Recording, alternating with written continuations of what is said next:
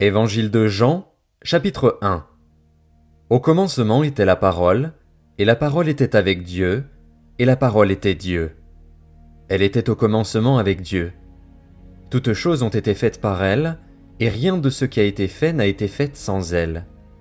En elle était la vie, et la vie était la lumière des hommes. La lumière luit dans les ténèbres, et les ténèbres ne l'ont point reçue.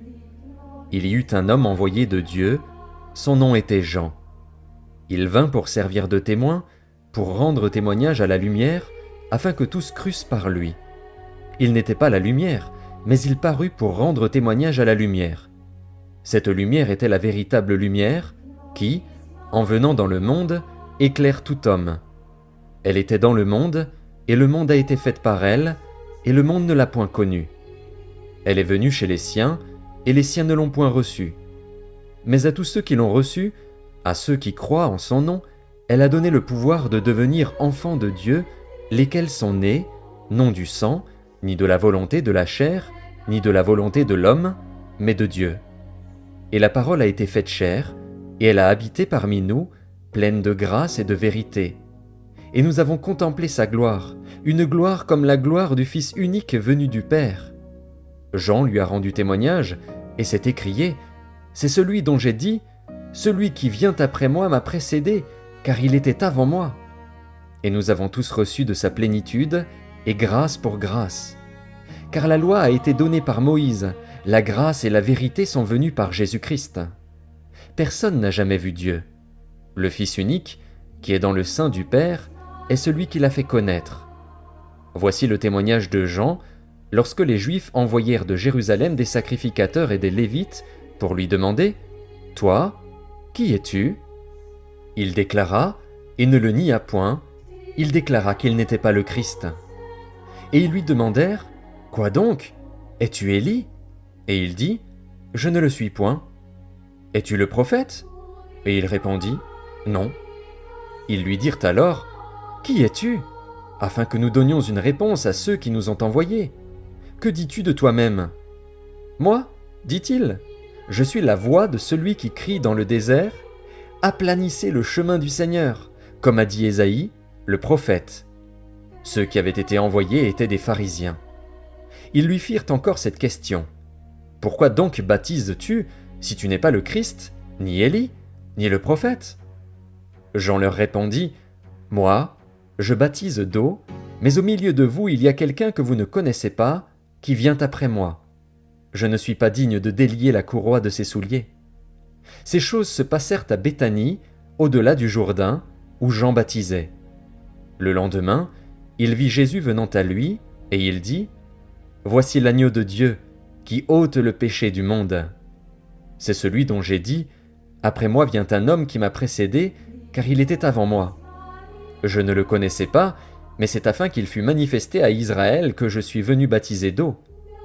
Jean rendit ce témoignage, « J'ai vu l'Esprit descendre du ciel comme une colombe et s'arrêter sur lui. Je ne le connaissais pas, mais celui qui m'a envoyé baptiser d'eau, celui-là m'a dit, « Celui sur qui tu verras l'Esprit descendre et s'arrêter, c'est celui qui baptise du Saint-Esprit. » Et j'ai vu, et j'ai rendu témoignage qu'il est le Fils de Dieu. Le lendemain, Jean était encore là, avec 2 de ses disciples. Et, ayant regardé Jésus qui passait, il dit, « Voilà l'agneau de Dieu. » Les 2 disciples l'entendirent prononcer ces paroles, et ils suivirent Jésus. Jésus se retourna, et voyant qu'ils le suivaient, il leur dit, « Que cherchez-vous » Ils lui répondirent, « Rabbi » ce qui signifie « Maître », « Où demeures-tu » Venez, leur dit-il, et voyez. Ils allèrent, et ils virent où il demeurait. Et ils restèrent auprès de lui ce jour-là. C'était environ la 10e heure. André, frère de Simon-Pierre, était l'un des 2 qui avaient entendu les paroles de Jean et qui avait suivi Jésus. Ce fut lui qui rencontra le premier son frère Simon, et il lui dit, « Nous avons trouvé le Messie », ce qui signifie Christ. Et il le conduisit vers Jésus. Jésus, l'ayant regardé, dit, « Tu es Simon, fils de Jonas. Tu seras appelé Céphas, ce qui signifie Pierre. » Le lendemain, Jésus voulut se rendre en Galilée et il rencontra Philippe. Il lui dit, « Suis-moi. » Philippe était de Bethsaïda, de la ville d'André et de Pierre. Philippe rencontra Nathanaël et lui dit : « Nous avons trouvé celui de qui Moïse a écrit dans la loi et dont les prophètes ont parlé, Jésus de Nazareth, fils de Joseph. » Nathanaël lui dit : « Peut-il venir de Nazareth quelque chose de bon ?» Philippe lui répondit : « Viens et vois. » Jésus, voyant venir à lui Nathanaël, dit de lui : « Voici vraiment un Israélite, dans lequel il n'y a point de fraude. »« D'où me connais-tu » lui dit Nathanaël. Jésus lui répondit : « Avant que Philippe t'appelât, quand tu étais sous le figuier, je t'ai vu. » Nathanaël répondit et lui dit : « Rabbi, tu es le Fils de Dieu, tu es le roi d'Israël. » Jésus lui répondit : « Parce que je t'ai dit que je t'ai vu sous le figuier, tu crois ? Tu verras de plus grandes choses que celles-ci. » Et il lui dit : « En vérité, vous verrez désormais le ciel ouvert et les anges de Dieu monter et descendre sur le Fils de l'homme. » Évangile de Jean, chapitre 2. 3 jours après, il y eut des noces à Cana en Galilée. La mère de Jésus était là, et Jésus fut aussi invité aux noces avec ses disciples. Le vin ayant manqué, la mère de Jésus lui dit : « Ils n'ont plus de vin. » Jésus lui répondit : « Femme, qu'y a-t-il entre moi et toi ? Mon heure n'est pas encore venue. » Sa mère dit au serviteur : « Faites ce qu'il vous dira. » Or, il y avait là 6 vases de pierre, destinés aux purifications des Juifs, et contenant chacun 2 ou 3 mesures. Jésus leur dit : « Remplissez d'eau ces vases. » Et ils les remplirent jusqu'au bord. « Puisez maintenant, leur dit-il, et portez-en à l'ordonnateur du repas. » Et ils en portèrent.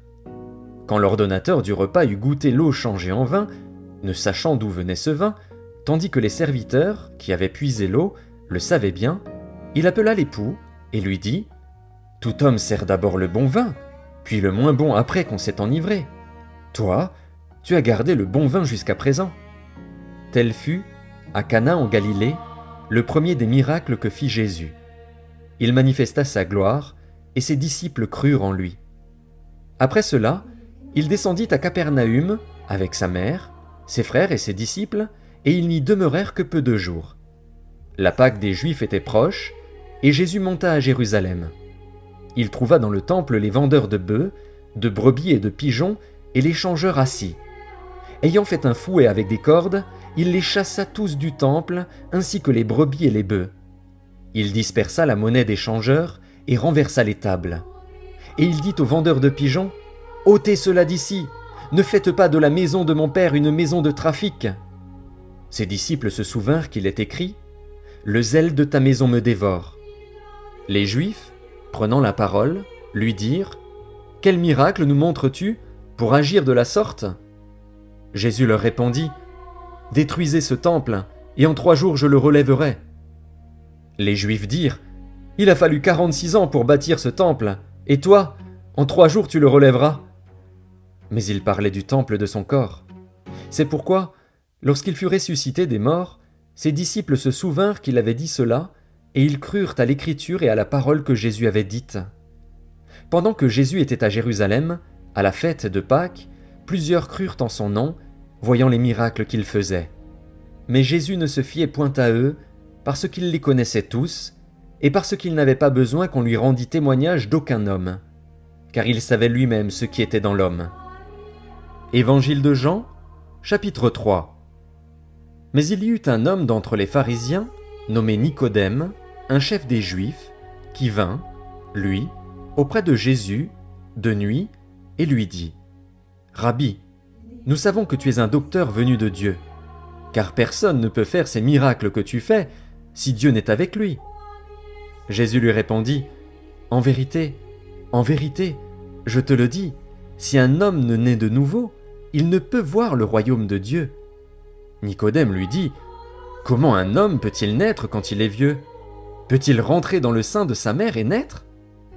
Jésus répondit : « En vérité, je te le dis, si un homme ne naît d'eau et d'esprit, il ne peut entrer dans le royaume de Dieu. Ce qui est né de la chair est chair, et ce qui est né de l'esprit est esprit. Ne t'étonne pas que je t'ai dit, il faut que vous naissiez de nouveau. Le vent souffle où il veut, et tu en entends le bruit. Mais tu ne sais d'où il vient, ni où il va. Il en est ainsi de tout homme qui est né de l'Esprit. » Nicodème lui dit, « Comment cela peut-il se faire ?» Jésus lui répondit, « Tu es le docteur d'Israël, et tu ne sais pas ces choses.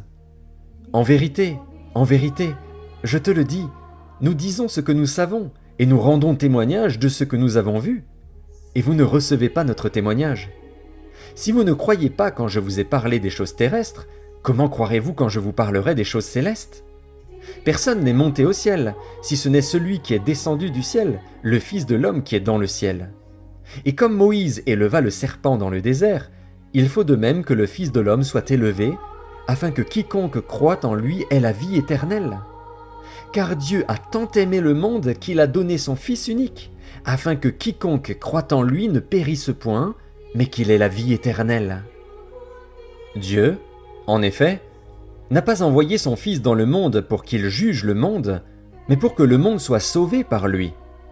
Celui qui croit en lui n'est point jugé, mais celui qui ne croit pas est déjà jugé, parce qu'il n'a pas cru au nom du Fils unique de Dieu. Et ce jugement, c'est que, la lumière étant venue dans le monde, les hommes ont préféré les ténèbres à la lumière, parce que leurs œuvres étaient mauvaises. Car quiconque fait le mal est la lumière, et ne vient point à la lumière, de peur que ses œuvres ne soient dévoilées.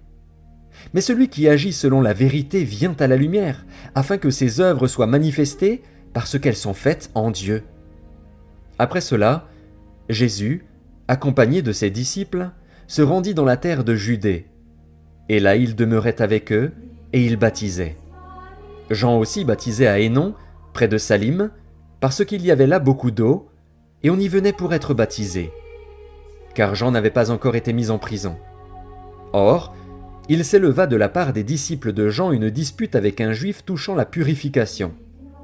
Ils vinrent trouver Jean et lui dirent, « Rabbi, celui qui était avec toi au-delà du Jourdain, et à qui tu as rendu témoignage, voici, il baptise, et tous vont à lui. » Jean répondit, « Un homme ne peut recevoir que ce qui lui a été donné du ciel. Vous-même m'êtes témoin que j'ai dit, je ne suis pas le Christ, mais j'ai été envoyé devant lui. Celui à qui appartient l'épouse, c'est l'époux. Mais l'ami de l'époux, qui se tient là et qui l'entend, éprouve une grande joie à cause de la voix de l'époux. Aussi cette joie, qui est la mienne, est parfaite. Il faut qu'il croisse et que je diminue. Celui qui vient d'en haut est au-dessus de tous. Celui qui est de la terre est de la terre, et il parle comme étant de la terre. Celui qui vient du ciel est au-dessus de tous. Il rend témoignage de ce qu'il a vu et entendu, et personne ne reçoit son témoignage. Celui qui a reçu son témoignage a certifié que Dieu est vrai. Car celui que Dieu a envoyé dit les paroles de Dieu, parce que Dieu ne lui donne pas l'esprit avec mesure. Le Père aime le Fils, et il a remis toutes choses entre ses mains. Celui qui croit au Fils a la vie éternelle. Celui qui ne croit pas au Fils ne verra point la vie, mais la colère de Dieu demeure sur lui. Évangile de Jean, chapitre 4. Le Seigneur sut que les pharisiens avaient appris qu'il faisait et baptisait plus de disciples que Jean. Toutefois Jésus ne baptisait pas lui-même, mais c'étaient ses disciples. Alors il quitta la Judée et retourna en Galilée. Comme il fallait qu'il passât par la Samarie, il arriva dans une ville de Samarie, nommée Sichar, près du champ que Jacob avait donné à Joseph, son fils. Là se trouvait le puits de Jacob. Jésus, fatigué du voyage, était assis au bord du puits. C'était environ la 6e heure. Une femme de Samarie vint puiser de l'eau. Jésus lui dit, « Donne-moi à boire », car ses disciples étaient allés à la ville pour acheter des vivres. La femme samaritaine lui dit, « Comment toi, qui es juif, me demandes-tu à boire, à moi qui suis une femme samaritaine ?» Les Juifs, en effet, n'ont pas de relation avec les Samaritains. Jésus lui répondit, « Si tu connaissais le don de Dieu et qui est celui qui te dit « Donne-moi à boire », tu lui aurais toi-même demandé à boire, et il t'aurait donné de l'eau vive. »« Seigneur, lui dit la femme, tu n'as rien pour puiser, et le puits est profond. D'où aurais-tu donc cette eau vive ? Es-tu plus grand que notre père Jacob, qui nous a donné ce puits, et qui en a bu lui-même, ainsi que ses fils et ses troupeaux ?» Jésus lui répondit, « Quiconque boit de cette eau aura encore soif, Mais celui qui boira de l'eau que je lui donnerai n'aura jamais soif, et l'eau que je lui donnerai deviendra en lui une source d'eau qui jaillira jusque dans la vie éternelle. » La femme lui dit, « Seigneur, donne-moi cette eau, afin que je n'aie plus soif, et que je ne vienne plus puiser ici. » « Va, lui dit Jésus, appelle ton mari, et viens ici. » La femme répondit, « Je n'ai point de mari. » Jésus lui dit, « Tu as eu raison de dire, je n'ai point de mari, car tu as eu 5 maris, et celui que tu as maintenant n'est pas ton mari. En cela tu as dit vrai. » « Seigneur, lui dit la femme, je vois que tu es prophète. Nos pères ont adoré sur cette montagne, et vous dites, vous, que le lieu où il faut adorer est à Jérusalem. Femme, lui dit Jésus, crois-moi, l'heure vient où ce ne sera ni sur cette montagne ni à Jérusalem que vous adorerez le Père. Vous adorez ce que vous ne connaissez pas. Nous adorons ce que nous connaissons, car le salut vient des Juifs. Mais l'heure vient, et elle est déjà venue, où les vrais adorateurs adoreront le Père en esprit et en vérité, car ce sont là les adorateurs que le Père demande. Dieu est esprit, et il faut que ceux qui l'adorent en esprit et en vérité. La femme lui dit, « Je sais que le Messie doit venir, celui qu'on appelle Christ. Quand il sera venu, il nous annoncera toutes choses. » Jésus lui dit, « Je le suis, moi qui te parle. » Là-dessus arrivèrent ses disciples, qui furent étonnés de ce qu'il parlait avec une femme. Toutefois, aucun ne dit, « Que demandes-tu » ou « De quoi parles-tu avec elle ?» Alors la femme, ayant laissé sa cruche, s'en alla dans la ville et dit aux gens, « Venez voir un homme qui m'a dit tout ce que j'ai fait. Ne serait-ce point le Christ ?» Ils sortirent de la ville et ils vinrent vers lui. Pendant ce temps, les disciples le pressaient de manger, disant, « Rabbi, mange !» Mais il leur dit, « J'ai à manger une nourriture que vous ne connaissez pas. » Les disciples se disaient donc les uns aux autres, « Quelqu'un lui aurait-il apporté à manger ?» Jésus leur dit, « Ma nourriture est de faire la volonté de celui qui m'a envoyé et d'accomplir son œuvre. Ne dites-vous pas qu'il y a encore 4 mois jusqu'à la moisson ? Voici, je vous le dis, levez les yeux et regardez les champs qui déjà blanchissent pour la moisson. Celui qui moissonne reçoit un salaire et amasse des fruits pour la vie éternelle, afin que celui qui sème et celui qui moissonne se réjouissent ensemble. Car en ceci ce qu'on dit est vrai, autre est celui qui sème, et autre celui qui moissonne. Je vous ai envoyé moissonner ce que vous n'avez pas travaillé. D'autres ont travaillé, et vous êtes entrés dans leur travail. Plusieurs Samaritains de cette ville crurent en Jésus à cause de cette déclaration formelle de la femme, « Il m'a dit tout ce que j'ai fait. » Aussi, quand les Samaritains vinrent le trouver, ils le prièrent de rester auprès d'eux. Et il resta là 2 jours. Un beaucoup plus grand nombre crurent à cause de sa parole. Et il disait à la femme, « Ce n'est plus à cause de ce que tu as dit que nous croyons, car nous l'avons entendu nous-mêmes, et nous savons qu'il est vraiment le Sauveur du monde. » Après ces 2 jours, Jésus partit de là pour se rendre en Galilée, car il avait déclaré lui-même qu'un prophète n'est pas honoré dans sa propre patrie. Lorsqu'il arriva en Galilée, il fut bien reçu des Galiléens, qui avaient vu tout ce qu'il avait fait à Jérusalem pendant la fête, car eux aussi étaient allés à la fête. Il retourna donc à Cana en Galilée, où il avait changé l'eau en vin. Il y avait à Capernaüm un officier du roi, dont le fils était malade. Ayant appris que Jésus était venu de Judée en Galilée, il alla vers lui et le pria de descendre et de guérir son fils, qui était près de mourir. Jésus lui dit, « Si vous ne voyez des miracles et des prodiges, vous ne croyez point. » L'officier du roi lui dit, « Seigneur, descends avant que mon enfant meure. » « Va, lui dit Jésus, ton fils vit. » Et cet homme crut à la parole que Jésus lui avait dite, et il s'en alla. Comme déjà il descendait, ses serviteurs venant à sa rencontre, lui apportèrent cette nouvelle, « Ton enfant vit. » Il leur demanda à quelle heure il s'était trouvé mieux, et ils lui dirent, « Hier, à la 7e heure, la fièvre l'a quitté. » Le père reconnut que c'était à cette heure-là que Jésus lui avait dit, « Ton fils vit. » Et il crut, lui et toute sa maison. Jésus fit encore ce second miracle lorsqu'il fut venu de Judée en Galilée. Évangile de Jean, chapitre 5. Après cela, il y eut une fête des Juifs, et Jésus monta à Jérusalem. Or, à Jérusalem, près de la porte des brebis, il y a une piscine qui s'appelle en hébreu Bethesda et qui a 5 portiques. Sous ces portiques étaient couchés en grand nombre des malades, des aveugles, des boiteux, des paralytiques qui attendaient le mouvement de l'eau, car un ange descendait de temps en temps dans la piscine et agitait l'eau, et celui qui y descendait le premier après que l'eau avait été agitée était guéri, quelle que fût sa maladie. Là se trouvait un homme malade depuis 38 ans. Jésus, l'ayant vu coucher, et sachant qu'il était malade depuis longtemps, lui dit « Veux-tu être guéri ?»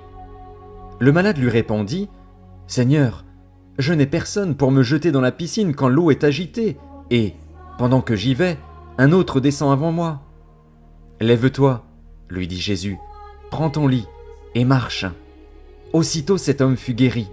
Il prit son lit et marcha. C'était un jour de sabbat. Les Juifs dirent donc à celui qui avait été guéri « C'est le sabbat, il ne t'est pas permis d'emporter ton lit. » Il leur répondit « Celui qui m'a guéri m'a dit « Prends ton lit et marche. » Ils lui demandèrent « Qui est l'homme qui t'a dit « Prends ton lit et marche » ?» Mais celui qui avait été guéri ne savait pas qui c'était, car Jésus avait disparu de la foule qui était en ce lieu. Depuis, Jésus le trouva dans le temple et lui dit « Voici, tu as été guéri, ne pêche plus, de peur qu'il ne t'arrive quelque chose de pire. » Cet homme s'en alla et annonça aux Juifs que c'était Jésus qui l'avait guéri. C'est pourquoi les Juifs poursuivaient Jésus parce qu'il faisait ces choses le jour du sabbat. Mais Jésus leur répondit « Mon Père agit jusqu'à présent, moi aussi, j'agis. » À cause de cela, les Juifs cherchaient encore plus à le faire mourir, non seulement parce qu'il violait le sabbat, mais parce qu'il appelait Dieu son propre Père, se faisant lui-même égal à Dieu. Jésus reprit donc la parole et leur dit « en vérité, je vous le dis, le Fils ne peut rien faire de lui-même, il ne fait que ce qu'il voit faire au Père, et tout ce que le Père fait, le Fils aussi le fait pareillement. Car le Père aime le Fils et lui montre tout ce qu'il fait, et il lui montrera des œuvres plus grandes que celles-ci, afin que vous soyez dans l'étonnement.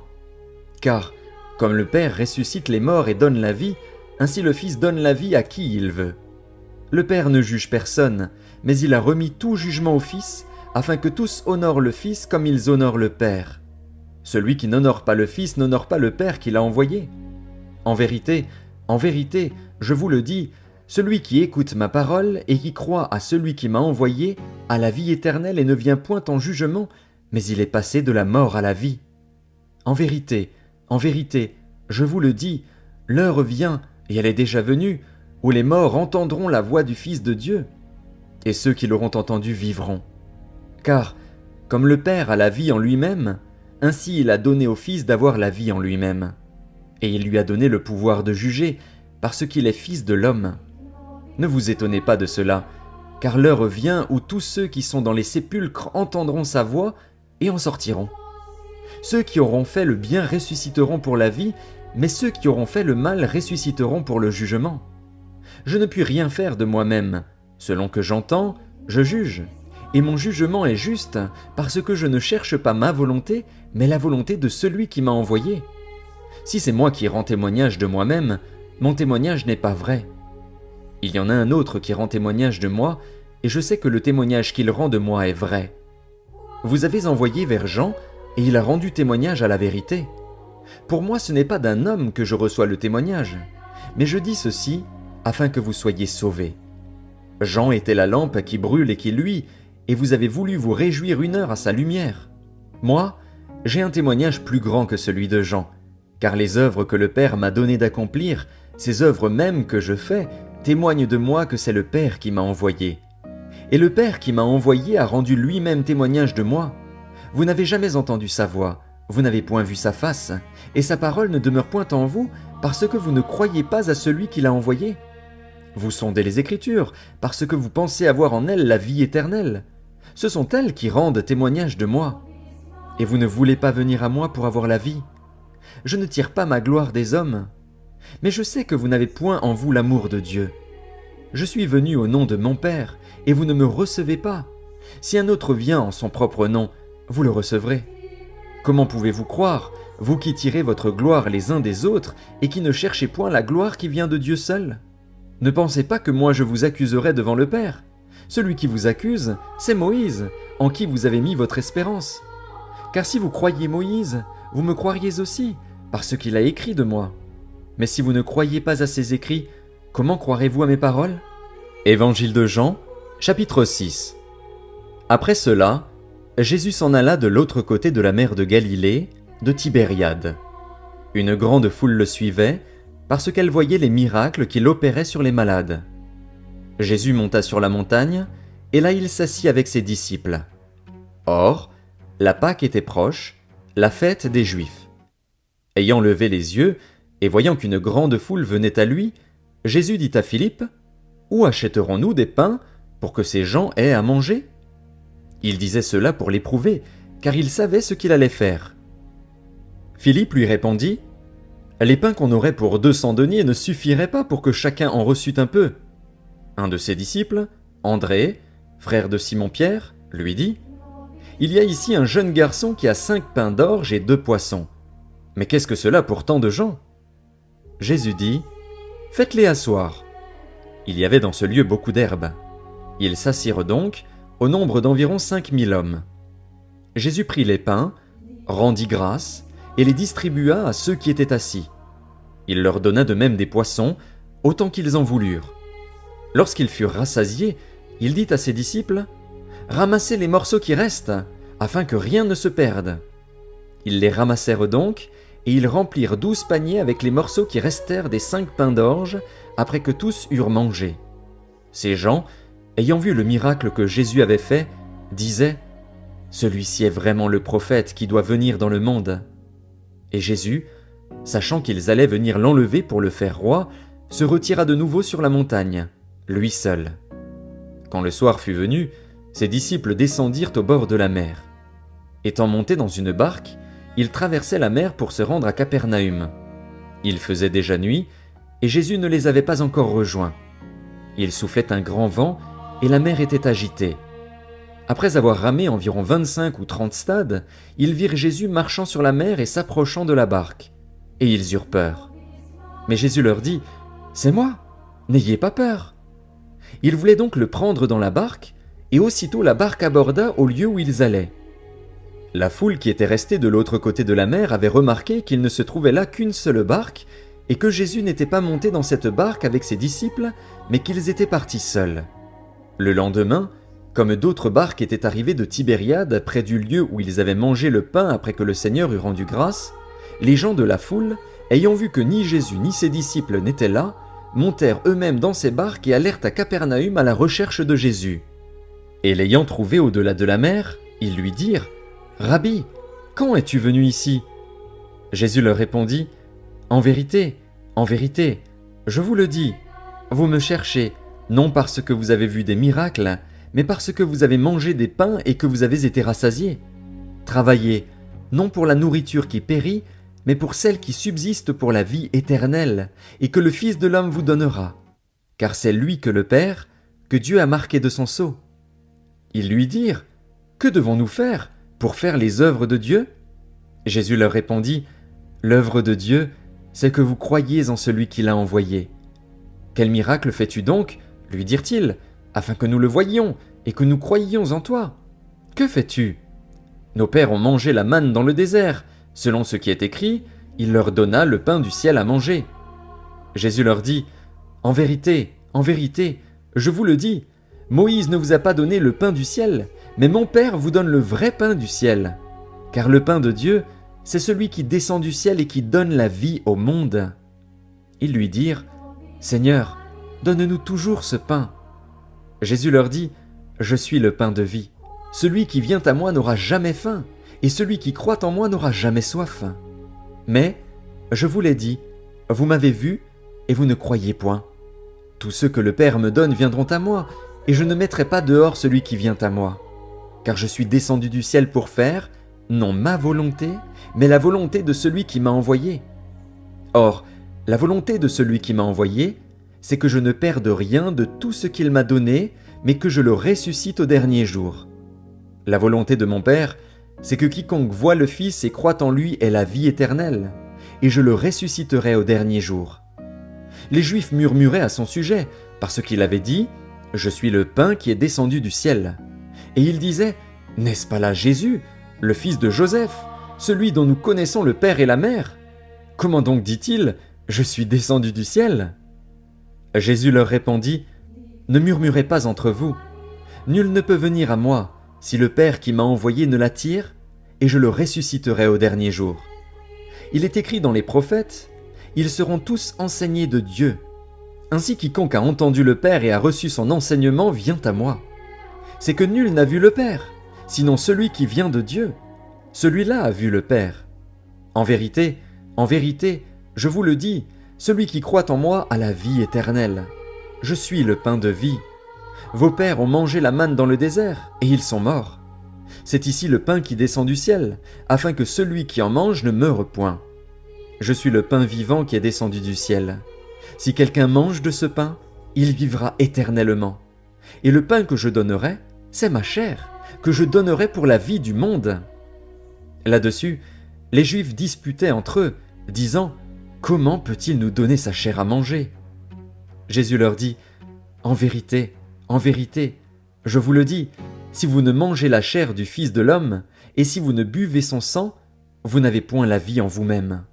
Celui qui mange ma chair et qui boit mon sang a la vie éternelle, et je le ressusciterai au dernier jour. Car ma chair est vraiment une nourriture, et mon sang est vraiment un breuvage. Celui qui mange ma chair et qui boit mon sang demeure en moi, et je demeure en lui.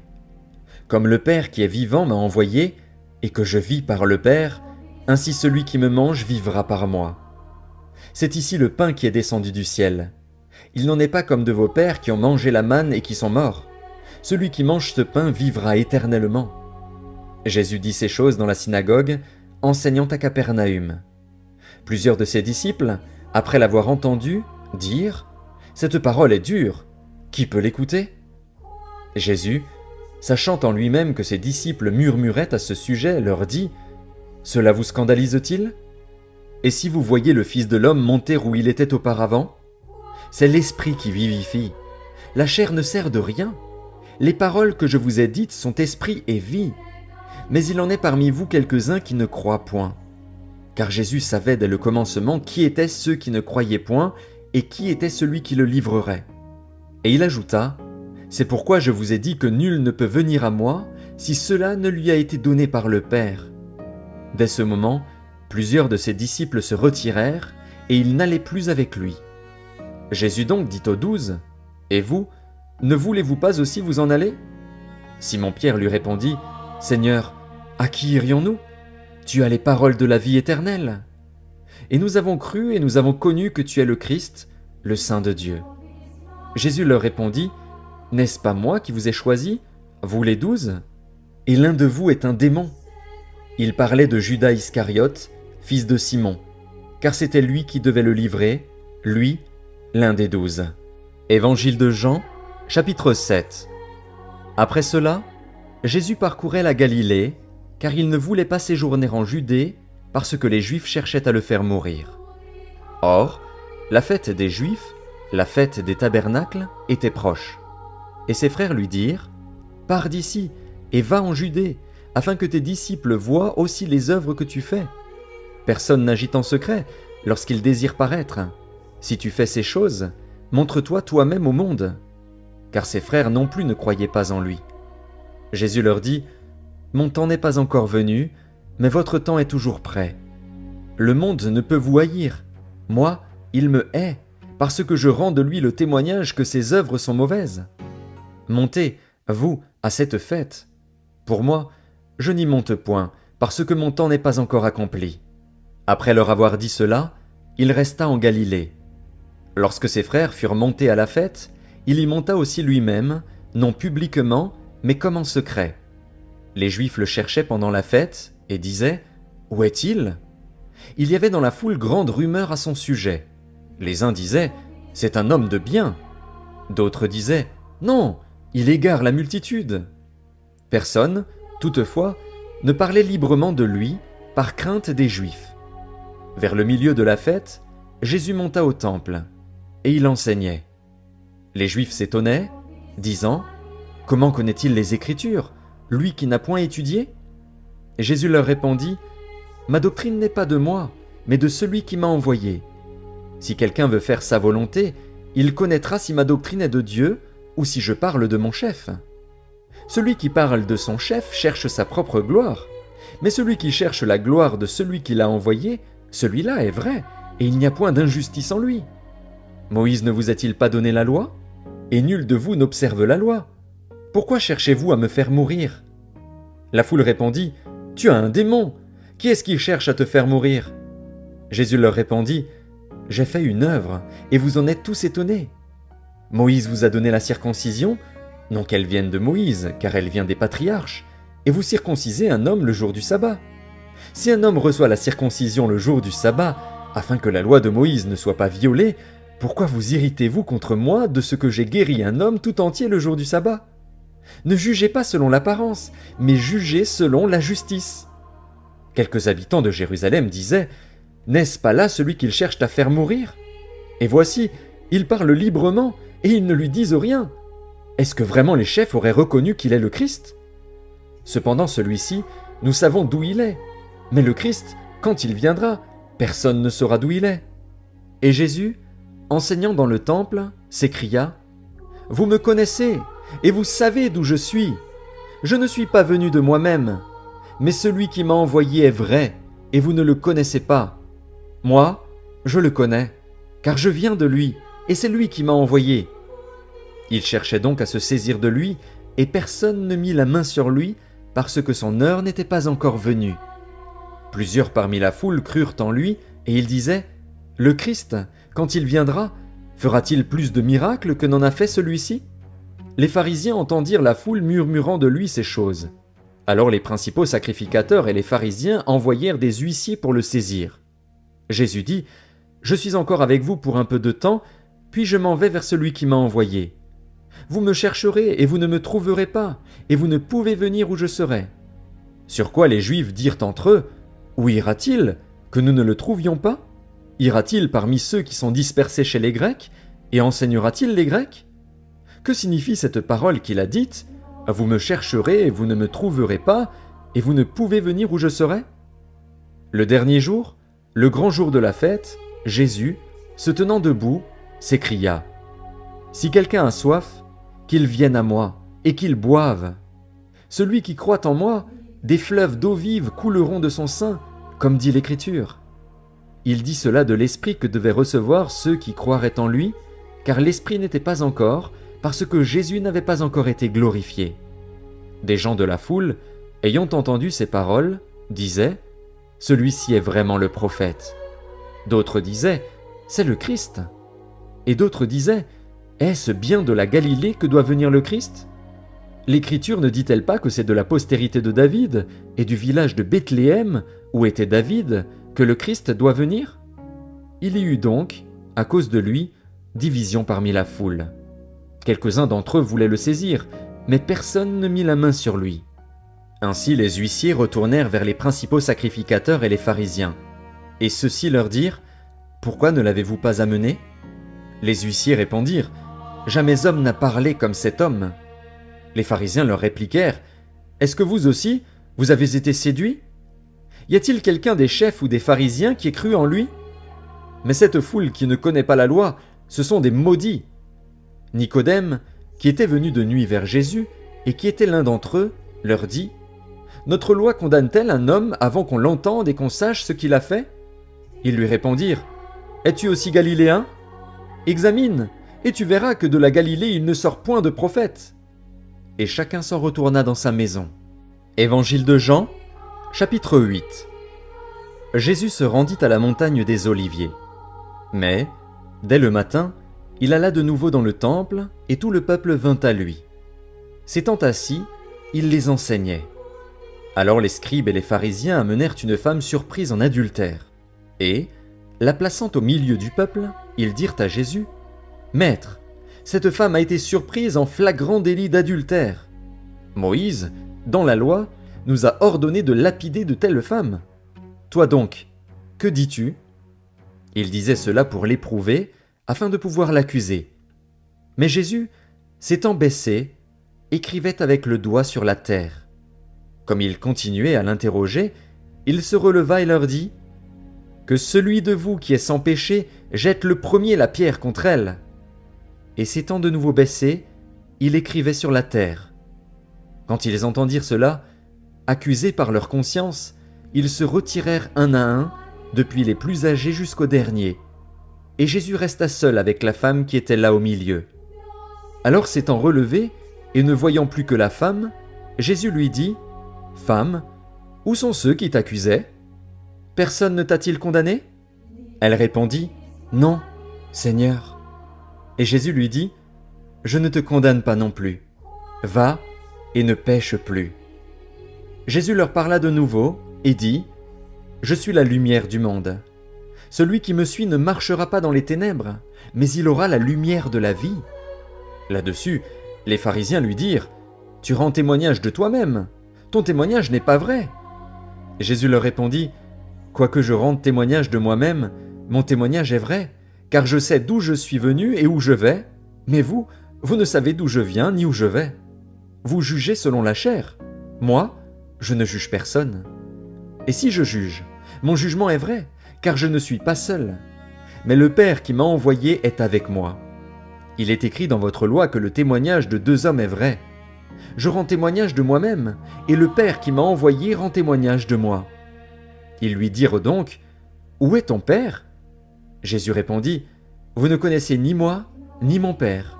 Si vous me connaissiez, vous connaîtriez aussi mon Père. » Jésus dit ces paroles, enseignant dans le temple, au lieu où était le trésor. Et personne ne le saisit, parce que son heure n'était pas encore venue. Jésus leur dit encore : « Je m'en vais, et vous me chercherez, et vous mourrez dans votre péché. Vous ne pouvez venir où je vais. » Sur quoi les Juifs dirent : « Se tuera-t-il lui-même, puisqu'il dit : Vous ne pouvez venir où je vais ? » Et il leur dit : « Vous êtes d'en bas.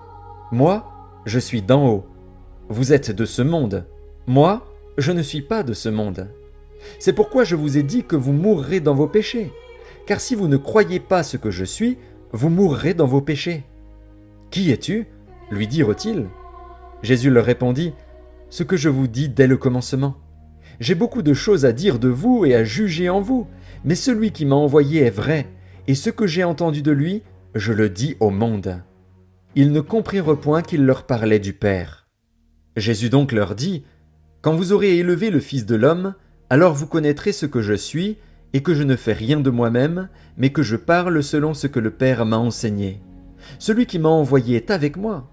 Il ne m'a pas laissé seul, parce que je fais toujours ce qui lui est agréable. » Comme Jésus parlait ainsi, plusieurs crurent en lui. Et il dit aux Juifs qui avaient cru en lui : « Si vous demeurez dans ma parole, vous êtes vraiment mes disciples. Vous connaîtrez la vérité, et la vérité vous affranchira. » Ils lui répondirent : « Nous sommes la postérité d'Abraham, et nous ne fûmes jamais esclaves de personne. Comment dis-tu : vous deviendrez libres ? » « En vérité, je vous le dis, » leur répliqua Jésus, « quiconque se livre au péché est esclave du péché. Or, l'esclave ne demeure pas toujours dans la maison, le Fils y demeure toujours. Si donc le Fils vous affranchit, vous serez réellement libres. Je sais que vous êtes la postérité d'Abraham, mais vous cherchez à me faire mourir, parce que ma parole ne pénètre pas en vous. Je dis ce que j'ai vu chez mon Père, et vous faites ce que vous avez entendu de la part de votre Père. » Ils lui répondirent : « Notre Père, c'est Abraham. » Jésus leur dit : « Si vous étiez enfants d'Abraham, vous feriez les œuvres d'Abraham. Mais maintenant vous cherchez à me faire mourir, moi qui vous ai dit la vérité que j'ai entendue de Dieu. Cela, Abraham ne l'a point fait. Vous faites les œuvres de votre Père. » Ils lui dirent : « Nous ne sommes pas des enfants illégitimes. Nous avons un seul Père, Dieu. » Jésus leur dit : « Si Dieu était votre Père, vous m'aimeriez, car c'est de Dieu que je suis sorti et que je viens. Je ne suis pas venu de moi-même, mais c'est lui qui m'a envoyé. Pourquoi ne comprenez-vous pas mon langage ? Parce que vous ne pouvez écouter ma parole. Vous avez pour père le diable, et vous voulez accomplir les désirs de votre père. Il a été meurtrier dès le commencement, et il ne se tient pas dans la vérité, parce qu'il n'y a pas de vérité en lui. Lorsqu'il profère le mensonge, il parle de son propre fond, car il est menteur et le père du mensonge. Et moi, parce que je dis la vérité, vous ne me croyez pas. Qui de vous me convaincra de péché? Si je dis la vérité, pourquoi ne me croyez-vous pas? Celui qui est de Dieu écoute les paroles de Dieu. Vous n'écoutez pas, parce que vous n'êtes pas de Dieu. » Les Juifs lui répondirent, « N'avons-nous pas raison de dire que tu es un Samaritain et que tu es un démon ?» Jésus répliqua, « Je n'ai point de démon, mais j'honore mon Père, et vous m'outragez. Je ne cherche point ma gloire. Il en est un qui la cherche et qui juge. En vérité, je vous le dis, si quelqu'un garde ma parole, il ne verra jamais la mort. » Maintenant, lui dirent les Juifs, « Nous connaissons que tu es un démon. Abraham est mort, les prophètes aussi, et tu dis, si quelqu'un garde ma parole, il ne verra jamais la mort. Es-tu plus grand que notre père Abraham, qui est mort? Les prophètes aussi sont morts. Qui prétends-tu être? » Jésus répondit, « Si je me glorifie moi-même, ma gloire n'est rien. C'est mon Père qui me glorifie, lui que vous dites être votre Dieu, et que vous ne connaissez pas. Pour moi, je le connais. Et, si je disais que je ne le connais pas, je serais semblable à vous, un menteur. Mais je le connais, et je garde sa parole. Abraham, votre père, a tressailli de joie de ce qu'il verrait mon jour. Il l'a vu, et il s'est réjoui. » Les Juifs lui dirent, « Tu n'as pas encore 50 ans, et tu as vu Abraham ?» Jésus leur dit, « En vérité, je vous le dis, avant qu'Abraham fût, je suis. » Là-dessus, ils prirent des pierres pour les jeter contre lui. Mais Jésus se cacha, et il sortit du temple. Évangile de Jean, chapitre 9. Jésus vit, en passant, un homme aveugle de naissance. Ses disciples lui firent cette question, « Rabbi, qui a péché, cet homme ou ses parents, pour qu'il soit né aveugle ?» Jésus répondit, « Ce n'est pas que lui ou ses parents aient péché, mais c'est afin que les œuvres de Dieu soient manifestées en lui.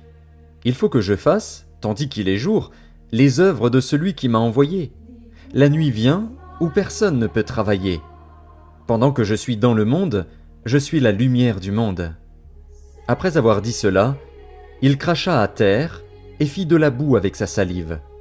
Puis il appliqua cette boue sur les yeux de l'aveugle et lui dit, « Va et lave-toi au réservoir de Siloé, nom qui signifie envoyé. » Il y alla, se lava et s'en retourna voyant clair. Ses voisins et ceux qui auparavant l'avaient connu comme un mendiant disaient, « N'est-ce pas là celui qui se tenait assis et qui mendiait ?»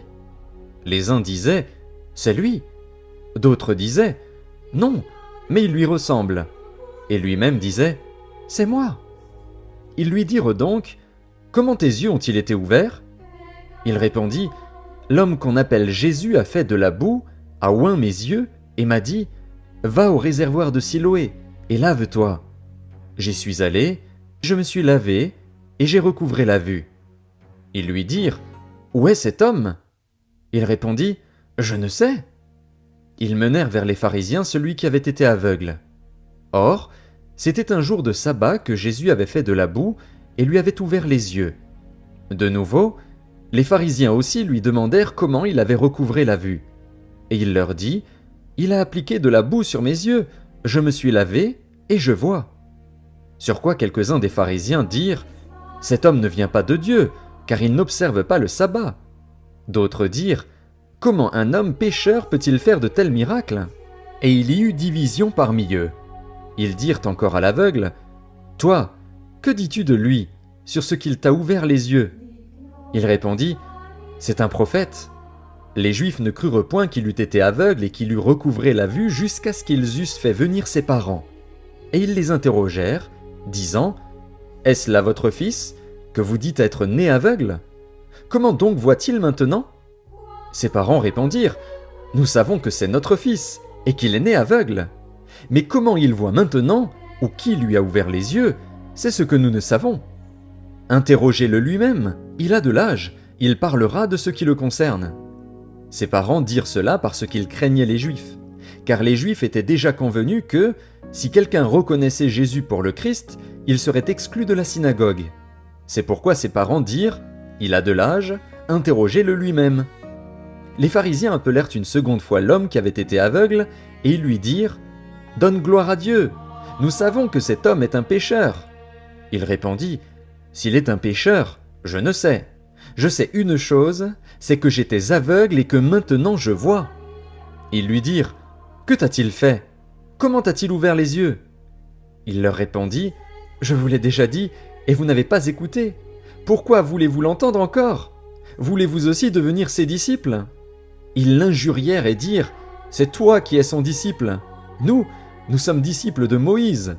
Nous savons que Dieu a parlé à Moïse, mais celui-ci, nous ne savons d'où il est. » Cet homme leur répondit, « Il est étonnant que vous ne sachiez d'où il est, et cependant il m'a ouvert les yeux.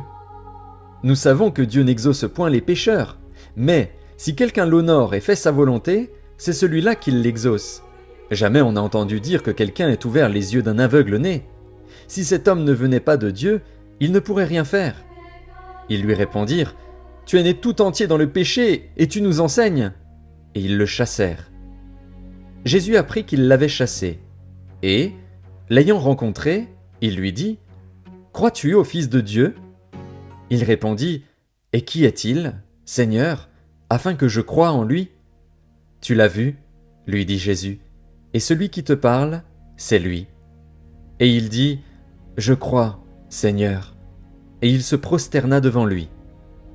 Puis Jésus dit, « Je suis venu dans ce monde pour un jugement, pour que ceux qui ne voient point voient, et que ceux qui voient deviennent aveugles. » Quelques pharisiens qui étaient avec lui, ayant entendu ces paroles, lui dirent, « Nous aussi, sommes-nous aveugles ?» Jésus leur répondit, « Si vous étiez aveugles, vous n'auriez pas de péché. Mais maintenant vous dites, « Nous voyons. » C'est pour cela que votre péché subsiste. Évangile de Jean, chapitre 10.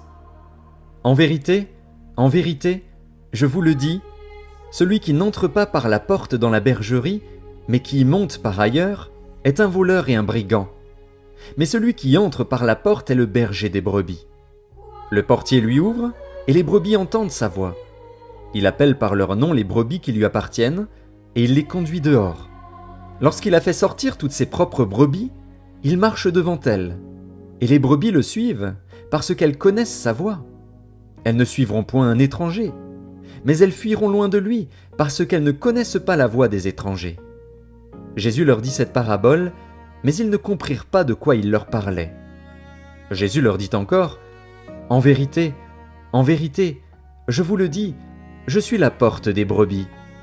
Tous ceux qui sont venus avant moi sont des voleurs et des brigands, mais les brebis ne les ont point écoutés. Je suis la porte. Si quelqu'un entre par moi, il sera sauvé. Il entrera et il sortira, et il trouvera des pâturages. Le voleur ne vient que pour dérober, égorger et détruire. Moi, je suis venu afin que les brebis aient la vie, et qu'elles soient dans l'abondance. Je suis le bon berger. Le bon berger donne sa vie pour ses brebis. Mais le mercenaire, qui n'est pas le berger, et à qui n'appartiennent pas les brebis, voit venir le loup, abandonne les brebis, et prend la fuite. Et le loup les ravit et les disperse. Le mercenaire s'enfuit, parce qu'il est mercenaire, et qu'il ne se met point en peine des brebis. Je suis le bon berger. Je connais mes brebis, et elles me connaissent, comme le Père me connaît et comme je connais le Père. Et je donne ma vie pour mes brebis. J'ai encore d'autres brebis qui ne sont pas de cette bergerie. Celles-là, il faut que je les amène. Elles entendront ma voix, et il y aura un seul troupeau, un seul berger.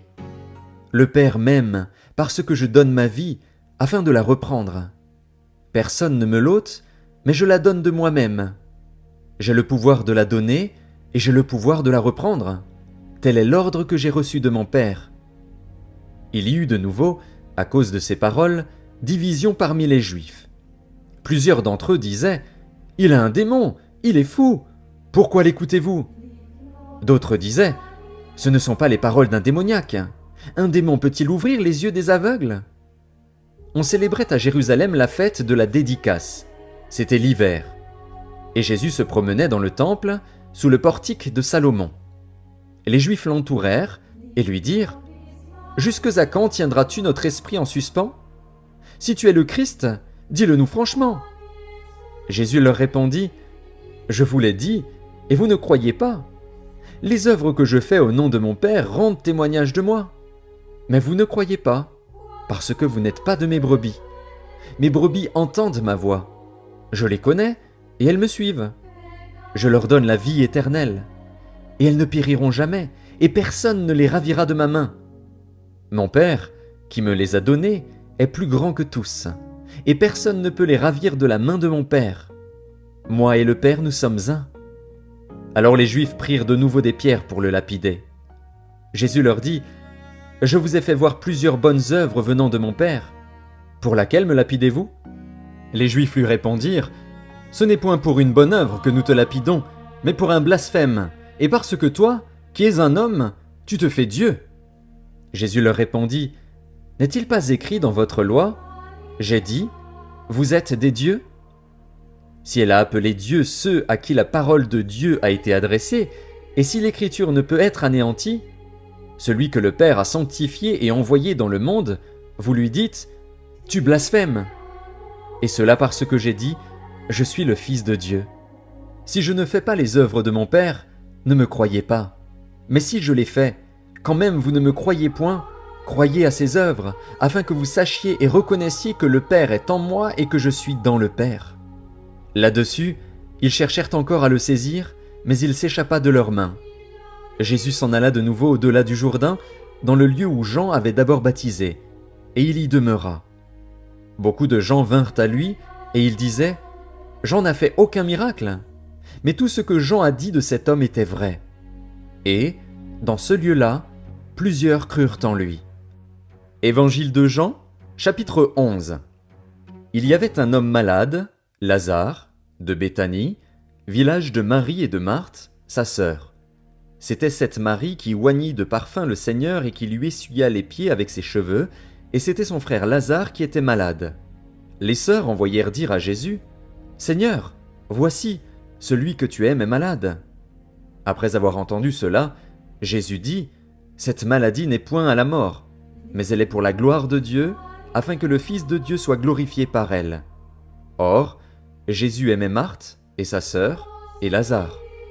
Lors donc qu'il eut appris que Lazare était malade, il resta 2 jours encore dans le lieu où il était, et il dit ensuite aux disciples, « Retournons en Judée. » Les disciples lui dirent, « Rabbi, les Juifs tout récemment cherchaient à te lapider, et tu retournes en Judée. » Jésus répondit, « N'y a-t-il pas 12 heures au jour? Si quelqu'un marche pendant le jour, il ne bronche point, parce qu'il voit la lumière de ce monde. Mais, si quelqu'un marche pendant la nuit, il bronche, parce que la lumière n'est pas en lui. » Après ces paroles, il leur dit, « Lazare, notre ami, dort, mais je vais le réveiller. » Les disciples lui dirent, « Seigneur, s'il dort, il sera guéri. » Jésus avait parlé de sa mort, mais ils crurent qu'il parlait de l'assoupissement du sommeil. Alors Jésus leur dit ouvertement, « Lazare est mort, et, à cause de vous, afin que vous croyiez, je me réjouis de ce que je n'étais pas là. Mais allons vers lui. » Sur quoi Thomas, appelé Didyme, dit aux autres disciples, « Allons aussi, afin de mourir avec lui. » Jésus, étant arrivé, trouva que Lazare était déjà depuis 4 jours dans le sépulcre. Et, comme Béthanie était près de Jérusalem, à 15 stades environ, beaucoup de Juifs étaient venus vers Marthe et Marie pour les consoler de la mort de leur frère. Lorsque Marthe apprit que Jésus arrivait, elle alla au-devant de lui, tandis que Marie se tenait assise à la maison. Marthe dit à Jésus, « Seigneur, si tu eusses été ici, mon frère ne serait pas mort. Mais, maintenant même, je sais que tout ce que tu demanderas à Dieu, Dieu te l'accordera. » Jésus lui dit, « Ton frère ressuscitera. » « Je sais, lui répondit Marthe, qu'il ressuscitera à la résurrection, au dernier jour. » Jésus lui dit, « Je suis la résurrection et la vie. Celui qui croit en moi vivra, quand même il serait mort. Et quiconque vit et croit en moi ne mourra jamais. Crois-tu cela ?» Elle lui dit, « Oui, Seigneur, je crois que tu es le Christ, le Fils de Dieu, qui devait venir dans le monde. » Ayant ainsi parlé, elle s'en alla. Puis elle appela secrètement Marie, sa sœur, et lui dit, « Le Maître est ici, et il te demande. » Dès que Marie eut entendu, elle se leva promptement et alla vers lui. Car Jésus n'était pas encore entré dans le village, mais il était dans le lieu où Marthe l'avait rencontré. Les Juifs qui étaient avec Marie dans la maison et qui la consolaient, l'ayant vue se lever promptement et sortir, la suivirent, disant « Elle va au sépulcre pour y pleurer. » Lorsque Marie fut arrivée là où était Jésus et qu'elle le vit, elle tomba à ses pieds et lui dit « Seigneur, si tu eusses été ici, mon frère ne serait pas mort. » Jésus, la voyant pleurer, elle et les Juifs qui étaient venus avec elle, frémit en son esprit et fut tout ému. Et il dit « Où l'avez-vous mis ?»« Seigneur, lui répondirent-ils, viens et vois. » Jésus pleura. Sur quoi les Juifs dirent « Voyez comme il l'aimait. » Et quelques-uns d'entre eux dirent « Lui qui a ouvert les yeux de l'aveugle, ne pouvait-il pas faire aussi que cet homme ne mourût point ?» Jésus, frémissant de nouveau en lui-même, se rendit au sépulcre. C'était une grotte, et une pierre était placée devant. Jésus dit « Ôtez la pierre !» Marthe, la sœur du mort, lui dit « Seigneur, il sent déjà, car il y a 4 jours qu'il est là. » Jésus lui dit « Ne t'ai-je pas dit que, si tu crois, tu verras la gloire de Dieu ?» Ils ôtèrent donc la pierre. Et Jésus leva les yeux en haut et dit « Père, je te rends grâce de ce que tu m'as exaucé. Pour moi, je savais que tu m'exauces toujours, mais j'ai parlé à cause de la foule qui m'entoure, afin qu'ils croient que c'est toi qui m'as envoyé. » Ayant dit cela, il cria d'une voix forte « Lazare, sors !» Et le mort sortit, les pieds et les mains liés de bandes et le visage enveloppé d'un linge. Jésus leur dit « Déliez-le et laissez-le aller. » Plusieurs des Juifs qui étaient venus vers Marie et qui virent ce que fit Jésus crurent en lui. Mais quelques-uns d'entre eux allèrent trouver les pharisiens et leur dirent ce que Jésus avait fait. Alors les principaux sacrificateurs et les pharisiens assemblèrent le Sanhédrin et dirent « Que ferons-nous ? Car cet homme fait beaucoup de miracles. Si nous le laissons faire, tous croiront en lui, et les Romains viendront détruire et notre ville et notre nation. » L'un d'eux, Caïphe, qui était souverain sacrificateur cette année-là, leur dit « Vous n'y entendez rien. Vous ne réfléchissez pas qu'il est dans votre intérêt qu'un seul homme meure pour le peuple et que la nation entière ne périsse pas. » Or, il ne dit pas cela de lui-même, mais étant souverain sacrificateur cette année-là, il prophétisa que Jésus devait mourir pour la nation. Et ce n'était pas pour la nation seulement, c'était aussi afin de réunir en un seul corps les enfants de Dieu dispersés. Dès ce jour, ils résolurent de le faire mourir. C'est pourquoi Jésus ne se montra plus ouvertement parmi les Juifs, mais il se retira dans la contrée voisine du désert, dans une ville appelée Éphraïm, et là il demeurait avec ses disciples. La Pâque des Juifs était proche, et beaucoup de gens du pays montèrent à Jérusalem avant la Pâque pour se purifier. Ils cherchaient Jésus, et ils se disaient les uns aux autres dans le temple « Que vous ensemble, ne viendra-t-il pas à la fête ?» Or, les principaux sacrificateurs et les pharisiens avaient donné l'ordre que, si quelqu'un savait où il était, il le déclarât, afin qu'on se saisît de lui. Évangile de Jean, chapitre 12.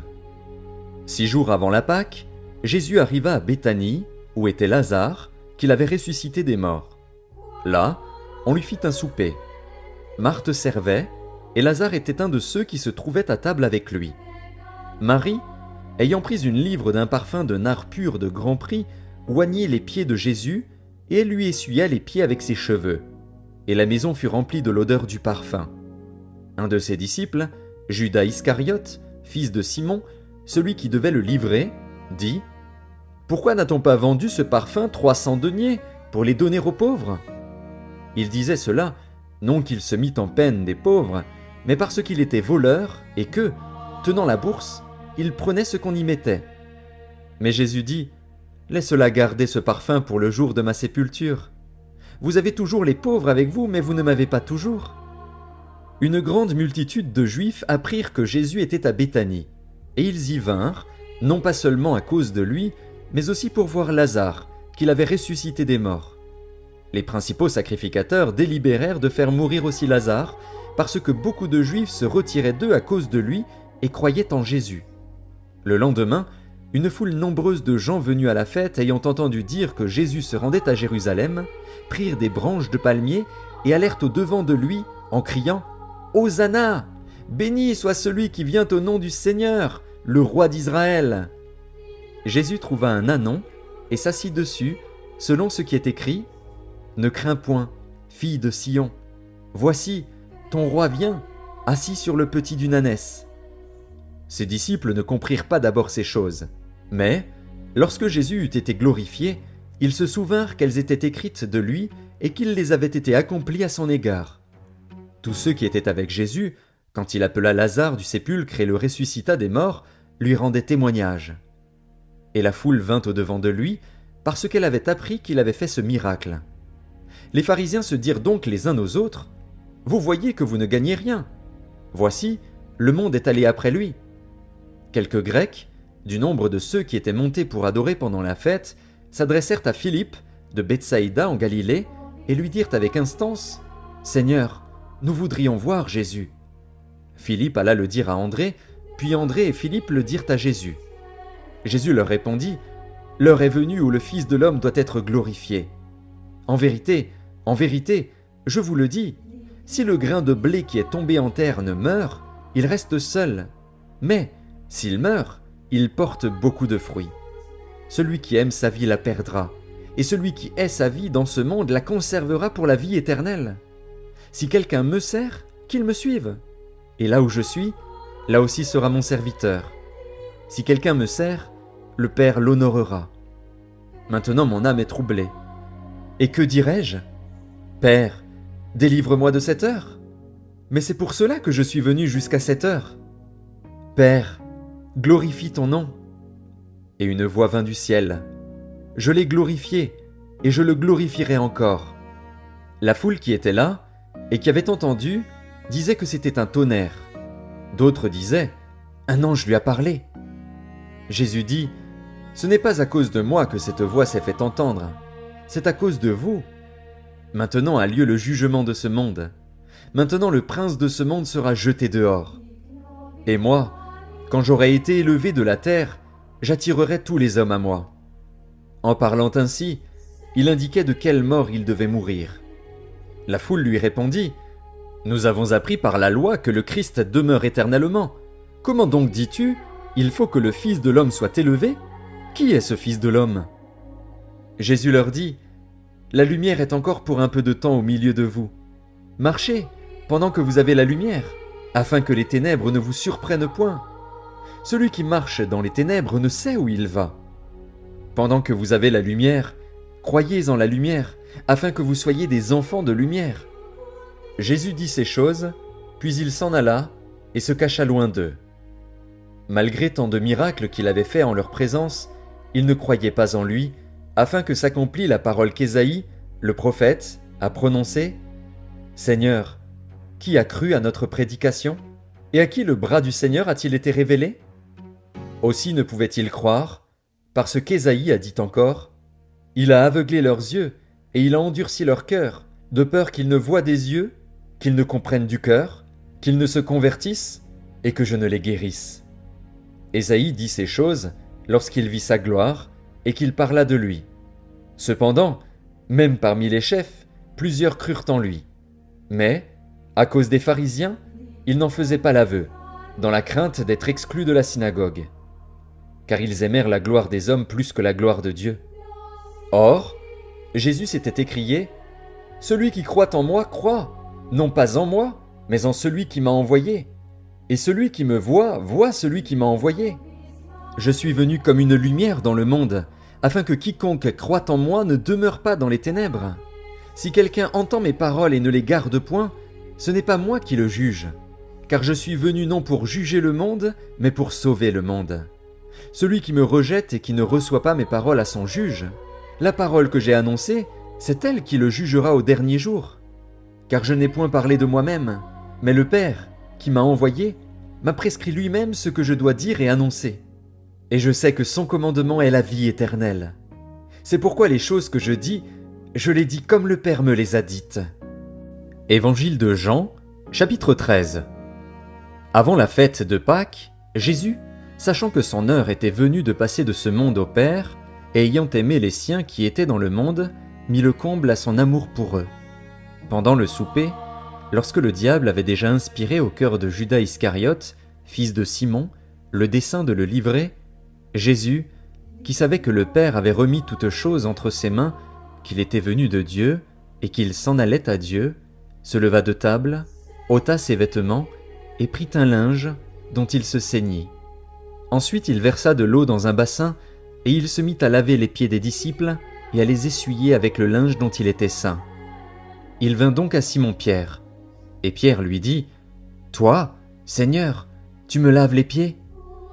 Jésus lui répondit : « Ce que je fais, tu ne le comprends pas maintenant, mais tu le comprendras bientôt. » Pierre lui dit : « Non, jamais tu ne me laveras les pieds. » Jésus lui répondit : « Si je ne te lave, tu n'auras point de part avec moi. » Simon-Pierre lui dit : « Seigneur, non seulement les pieds, mais encore les mains et la tête. » Jésus lui dit : « Celui qui est lavé n'a besoin que de se laver les pieds pour être entièrement pur.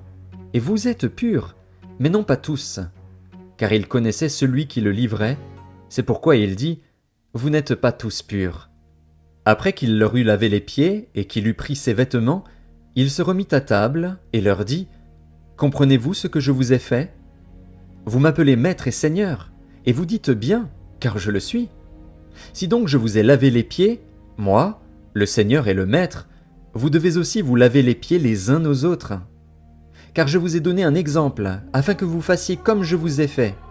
En vérité, je vous le dis, le serviteur n'est pas plus grand que son Seigneur, ni l'apôtre plus grand que celui qui l'a envoyé. Si vous savez ces choses, vous êtes heureux, pourvu que vous les pratiquiez. Ce n'est pas de vous tous que je parle. Je connais ceux que j'ai choisis. Mais il faut que l'Écriture s'accomplisse. Celui qui mange avec moi le pain a levé son talon contre moi. Dès à présent, je vous le dis, avant que la chose arrive, afin que, lorsqu'elle arrivera, vous croyiez à ce que je suis. En vérité, je vous le dis, celui qui reçoit celui que j'aurai envoyé me reçoit, et celui qui me reçoit celui qui m'a envoyé. » Ayant ainsi parlé, Jésus fut troublé en son esprit, et il dit expressément : « En vérité, je vous le dis, l'un de vous me livrera. » Les disciples se regardaient les uns les autres, ne sachant de qui il parlait. Un des disciples, celui que Jésus aimait, était couché sur le sein de Jésus. Simon-Pierre lui fit signe de demander qui était celui dont parlait Jésus.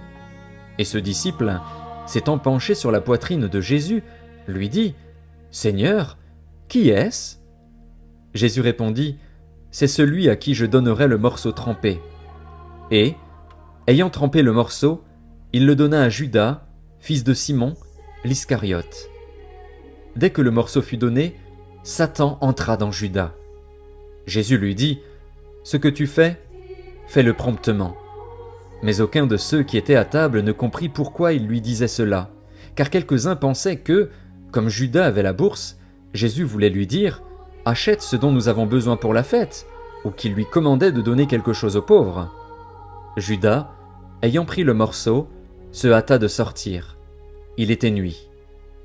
Lorsque Judas fut sorti, Jésus dit : « Maintenant, le Fils de l'homme a été glorifié, et Dieu a été glorifié en lui. Si Dieu a été glorifié en lui, Dieu aussi le glorifiera en lui-même, et il le glorifiera bientôt. Mes petits enfants, je suis pour peu de temps encore avec vous. Vous me chercherez. Et, comme j'ai dit aux Juifs, vous ne pouvez venir où je vais, je vous le dis aussi maintenant. Je vous donne un commandement nouveau. Aimez-vous les uns les autres. Comme je vous ai aimés, vous aussi, aimez-vous les uns les autres. À ceux-ci tous connaîtront que vous êtes mes disciples, si vous avez de l'amour les uns pour les autres. » Simon-Pierre lui dit : « Seigneur, où vas-tu » Jésus répondit : « Tu ne peux pas maintenant me suivre où je vais, mais tu me suivras plus tard. » « Seigneur, lui dit Pierre, pourquoi ne puis-je pas te suivre maintenant ? Je donnerai ma vie pour toi. » Jésus répondit : « Tu donneras ta vie pour moi.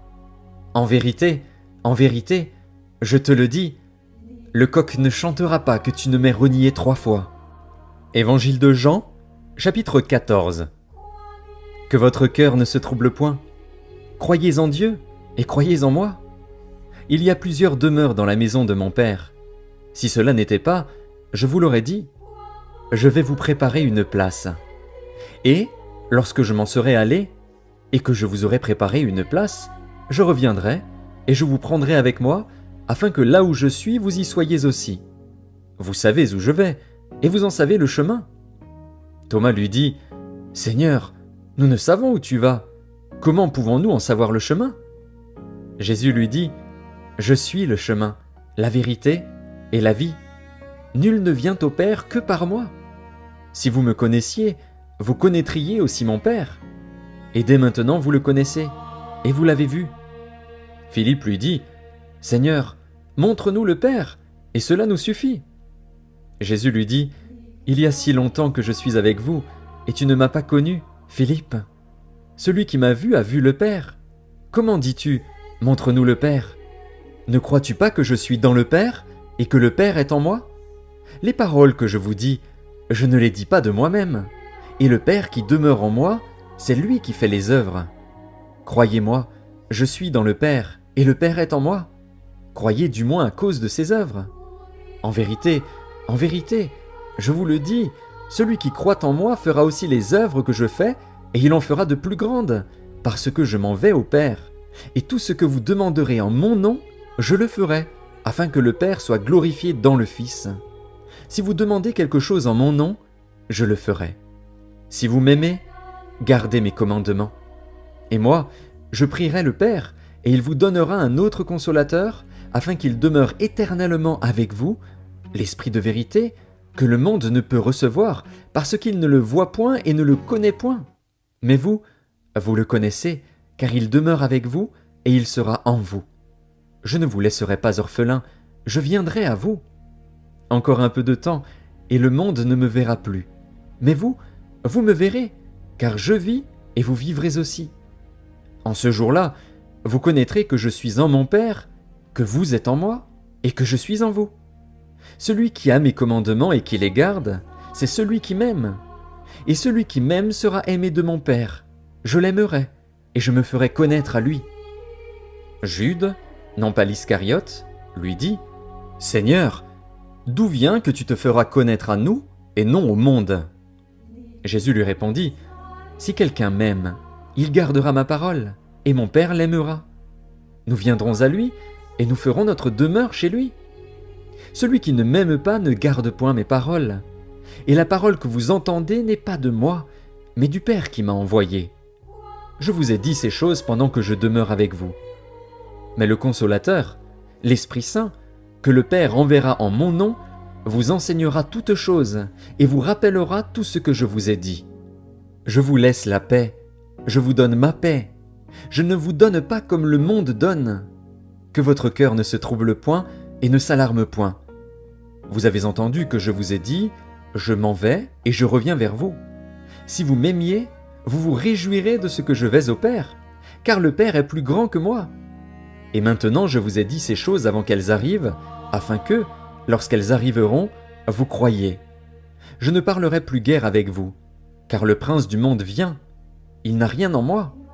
Mais afin que le monde sache que j'aime le Père et que j'agis selon l'ordre que le Père m'a donné, levez-vous, partons d'ici. » Évangile de Jean, chapitre 15.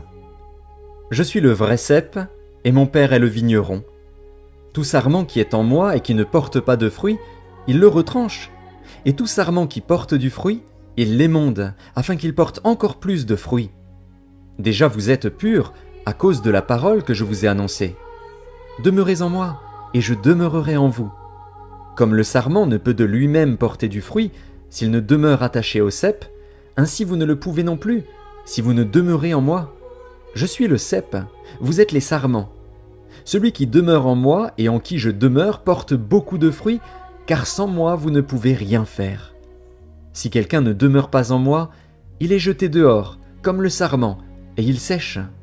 Puis on ramasse les sarments, on les jette au feu, et ils brûlent. Si vous demeurez en moi, et que mes paroles demeurent en vous, demandez ce que vous voudrez, et cela vous sera accordé. Si vous portez beaucoup de fruits, c'est ainsi que mon Père sera glorifié, et que vous serez mes disciples. Comme le Père m'a aimé, je vous ai aussi aimé.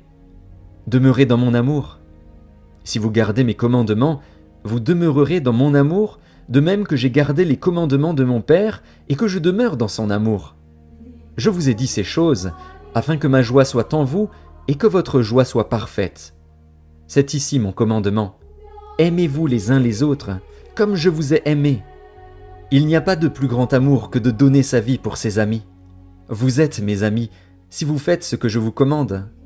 Je ne vous appelle plus serviteur, parce que le serviteur ne sait pas ce que fait son maître, mais je vous ai appelé ami, parce que je vous ai fait connaître tout ce que j'ai appris de mon Père.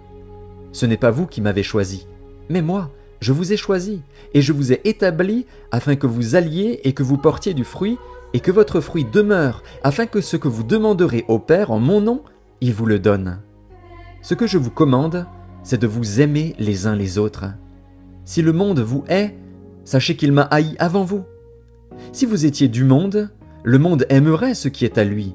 Mais parce que vous n'êtes pas du monde, et que je vous ai choisi du milieu du monde, à cause de cela le monde vous hait. Souvenez-vous de la parole que je vous ai dite. Le serviteur n'est pas plus grand que son maître. S'ils m'ont persécuté, ils vous persécuteront aussi. S'ils ont gardé ma parole, ils garderont aussi la vôtre. Mais ils vous feront toutes ces choses à cause de mon nom, parce qu'ils ne connaissent pas celui qui m'a envoyé. Si je n'étais pas venu et que je ne leur eusse point parlé, ils n'auraient pas de péché. Mais maintenant, ils n'ont aucune excuse de leur péché. Celui qui me hait est aussi mon Père. Si je n'avais pas fait parmi eux des œuvres que nul autre n'a faites, ils n'auraient pas de péché. Mais maintenant ils les ont vus, et ils ont haï et moi et mon Père. Mais cela est arrivé afin que s'accomplît la parole qui est écrite dans leur loi. Ils m'ont haï sans cause. Quand sera venu le Consolateur, que je vous enverrai de la part du Père, l'Esprit de vérité, qui vient du Père, il rendra témoignage de moi. Et vous aussi, vous rendrez témoignage, parce que vous êtes avec moi dès le commencement. Évangile de Jean, chapitre 16. Je vous ai dit ces choses, afin qu'elles ne soient pas pour vous une occasion de chute. Ils vous excluront des synagogues, et même l'heure vient où quiconque vous fera mourir croira rendre un culte à Dieu. Et ils agiront ainsi, parce qu'ils n'ont connu ni le Père ni moi. Je vous ai dit ces choses, afin que, lorsque l'heure sera venue, vous vous souveniez que je vous les ai dites. Je ne vous en ai pas parlé dès le commencement, parce que j'étais avec vous. Maintenant je m'en vais vers celui qui m'a envoyé, et aucun de vous ne me demande « Où vas-tu » Mais, parce que je vous ai dit ces choses, la tristesse a rempli votre cœur. Cependant je vous dis la vérité. Il vous est avantageux que je m'en aille, car si je ne m'en vais pas, le Consolateur ne viendra pas vers vous. Mais, si je m'en vais, je vous l'enverrai. Et quand il sera venu, il convaincra le monde en ce qui concerne le péché, la justice et le jugement. En ce qui concerne le péché, parce qu'il ne croit pas en moi. La justice, parce que je vais au Père et que vous ne me verrez plus. Le jugement, parce que le prince de ce monde est jugé. J'ai encore beaucoup de choses à vous dire, mais vous ne pouvez pas les porter maintenant. Quand le Consolateur sera venu, l'Esprit de vérité, il vous conduira dans toute la vérité. Car il ne parlera pas de lui-même, mais il dira tout ce qu'il aura entendu et il vous annoncera les choses à venir. Il me glorifiera, parce qu'il prendra de ce qui est à moi et vous l'annoncera. Tout ce que le Père a est à moi. C'est pourquoi j'ai dit qu'il prend de ce qui est à moi et qu'il vous l'annoncera. Encore un peu de temps, et vous ne me verrez plus. Et puis encore un peu de temps, et vous me verrez, parce que je vais au Père. Là-dessus, quelques-uns de ses disciples dirent entre eux, « Que signifie ce qu'il nous dit ? Encore un peu de temps, et vous ne me verrez plus, et puis encore un peu de temps, et vous me verrez. Et, parce que je vais au Père. » Il disait donc, « Que signifie ce qu'il dit ? Encore un peu de temps ? Nous ne savons de quoi il parle. » Jésus, connu qu'ils voulaient l'interroger, leur dit, « Vous vous questionnez les uns les autres sur ce que j'ai dit. Encore un peu de temps et vous ne me verrez plus, et puis encore un peu de temps et vous me verrez. En vérité, je vous le dis, vous pleurerez et vous vous lamenterez, et le monde se réjouira. Vous serez dans la tristesse, mais votre tristesse se changera en joie. La femme, lorsqu'elle enfante, éprouve de la tristesse, parce que son heure est venue. Mais lorsqu'elle a donné le jour à l'enfant, elle ne se souvient plus de la souffrance, à cause de la joie qu'elle a de ce qu'un homme est né dans le monde. Vous donc aussi, vous êtes maintenant dans la tristesse. Mais je vous reverrai, et votre cœur se réjouira, et nul ne vous ravira votre joie. En ce jour-là, vous ne m'interrogerez plus sur rien. En vérité, je vous le dis, ce que vous demanderez au Père, il vous le donnera en mon nom. Jusqu'à présent, vous n'avez rien demandé en mon nom. Demandez, et vous recevrez, afin que votre joie soit parfaite.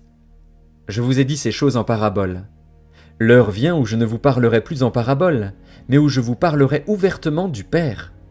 En ce jour, vous demanderez en mon nom, et je ne vous dis pas que je prierai le Père pour vous, car le Père lui-même vous aime, parce que vous m'avez aimé et que vous avez cru que je suis sorti de Dieu. Je suis sorti du Père, et je suis venu dans le monde. Maintenant je quitte le monde, et je vais au Père. Ses disciples lui dirent, « Voici, maintenant tu parles ouvertement, et tu n'emploies aucune parabole. Maintenant nous savons que tu sais toutes choses, et que tu n'as pas besoin que personne t'interroge. C'est pourquoi nous croyons que tu es sorti de Dieu. » Jésus leur répondit, « Vous croyez maintenant. Voici, l'heure vient, et elle est déjà venue, où vous serez dispersés chacun de son côté, et où vous me laisserez seul. Mais je ne suis pas seul, car le Père est avec moi. Je vous ai dit ces choses, afin que vous ayez la paix en moi.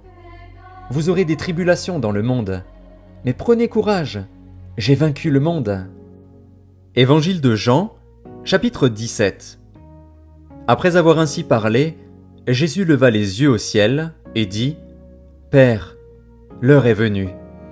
Glorifie ton Fils, afin que ton Fils te glorifie, selon que tu lui as donné pouvoir sur toute chair, afin qu'il accorde la vie éternelle à tous ceux que tu lui as donnés.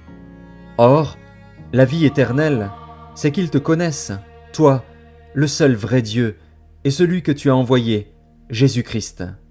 Je t'ai glorifié sur la terre, j'ai achevé l'œuvre que tu m'as donnée à faire. Et maintenant toi, Père, glorifie-moi auprès de toi-même de la gloire que j'avais auprès de toi avant que le monde fût. J'ai fait connaître ton nom aux hommes que tu m'as donnés du milieu du monde. Ils étaient à toi, et tu me les as donnés, et ils ont gardé ta parole. Maintenant ils ont connu que tout ce que tu m'as donné vient de toi. Car je leur ai donné les paroles que tu m'as données, et ils les ont reçues, et ils ont vraiment connu que je suis sorti de toi, et ils ont cru que tu m'as envoyé. C'est pour eux que je prie. Je ne prie pas pour le monde, mais pour ceux que tu m'as donnés, parce qu'ils sont à toi. Et tout ce qui est à moi est à toi, et ce qui est à toi est à moi. Et je suis glorifié en eux. Je ne suis plus dans le monde, et ils sont dans le monde, et je vais à toi. Père saint, garde en ton nom ceux que tu m'as donnés, afin qu'ils soient un comme nous. Lorsque j'étais avec eux dans le monde, je les gardais en ton nom. J'ai gardé ceux que tu m'as donnés, et aucun d'eux ne s'est perdu, sinon le fils de perdition, afin que l'écriture fût accomplie.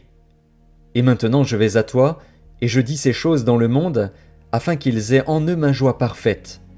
Je leur ai donné ta parole, et le monde les a haïs, parce qu'ils ne sont pas du monde, comme moi je ne suis pas du monde. Je ne te prie pas de les ôter du monde, mais de les préserver du mal. Ils ne sont pas du monde, comme moi je ne suis pas du monde. Sanctifie-les par ta vérité, ta parole est la vérité. Comme tu m'as envoyé dans le monde, je les ai aussi envoyés dans le monde. Et je me sanctifie moi-même pour eux, afin qu'eux aussi soient sanctifiés par la vérité. Ce n'est pas pour eux seulement que je prie, mais encore pour ceux qui croiront en moi par leur parole, afin que tous soient un, comme toi, Père, tu es en moi, et comme je suis en toi, afin qu'eux aussi soient un en nous, pour que le monde croie que tu m'as envoyé.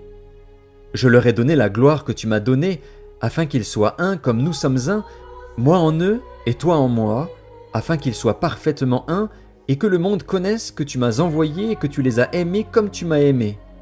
Père, je veux que là où je suis, ceux que tu m'as donnés soient aussi avec moi, afin qu'ils voient ma gloire, la gloire que tu m'as donnée, parce que tu m'as aimé avant la fondation du monde. Père juste, le monde ne t'a point connu, mais moi je t'ai connu, et ceux-ci ont connu que tu m'as envoyé. Je leur ai fait connaître ton nom, et je le leur ferai connaître, afin que l'amour dont tu m'as aimé soit en eux, et que je sois en eux. Évangile de Jean, chapitre 18. Lorsqu'il eut dit ces choses, Jésus alla avec ses disciples de l'autre côté du torrent du Cédron, où se trouvait un jardin, dans lequel il entra, lui et ses disciples. Judas, qui le livrait, connaissait ce lieu parce que Jésus et ses disciples s'y étaient souvent réunis.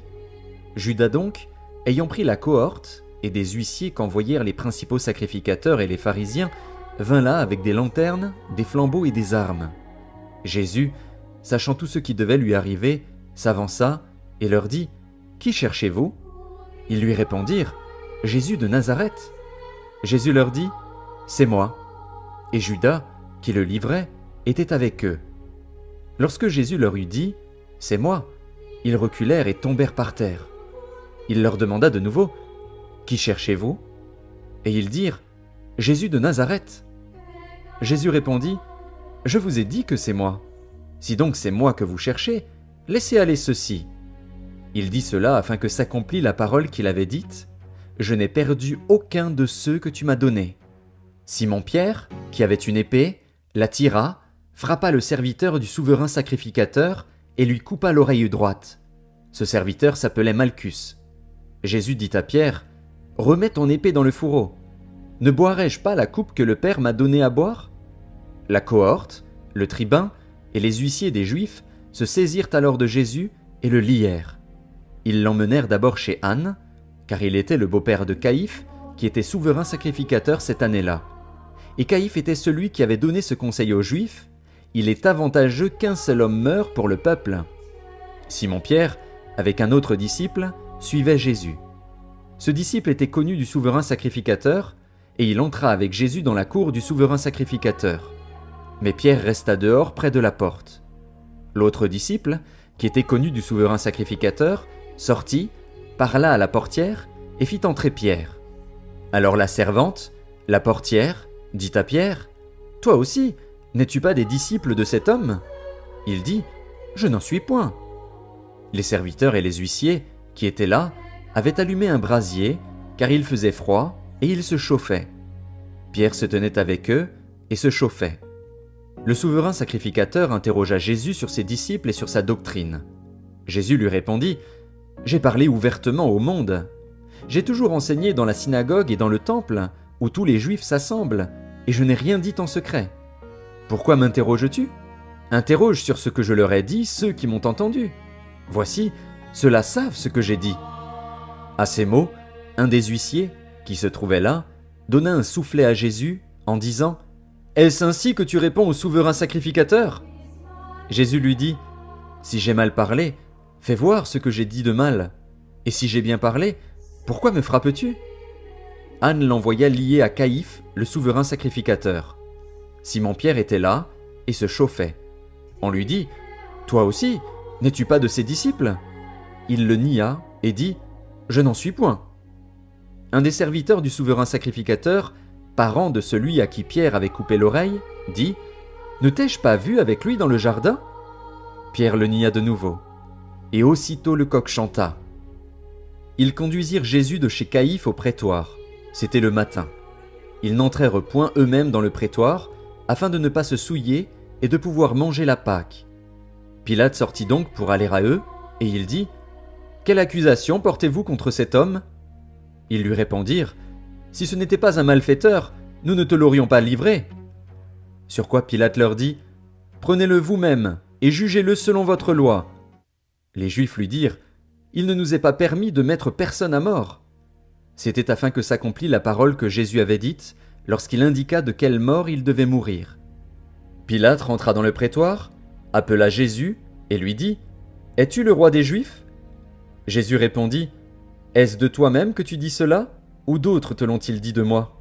Pilate répondit : « Moi, suis-je juif ? Ta nation et les principaux sacrificateurs t'ont livré à moi. Qu'as-tu fait ? » « Mon royaume n'est pas de ce monde, » répondit Jésus.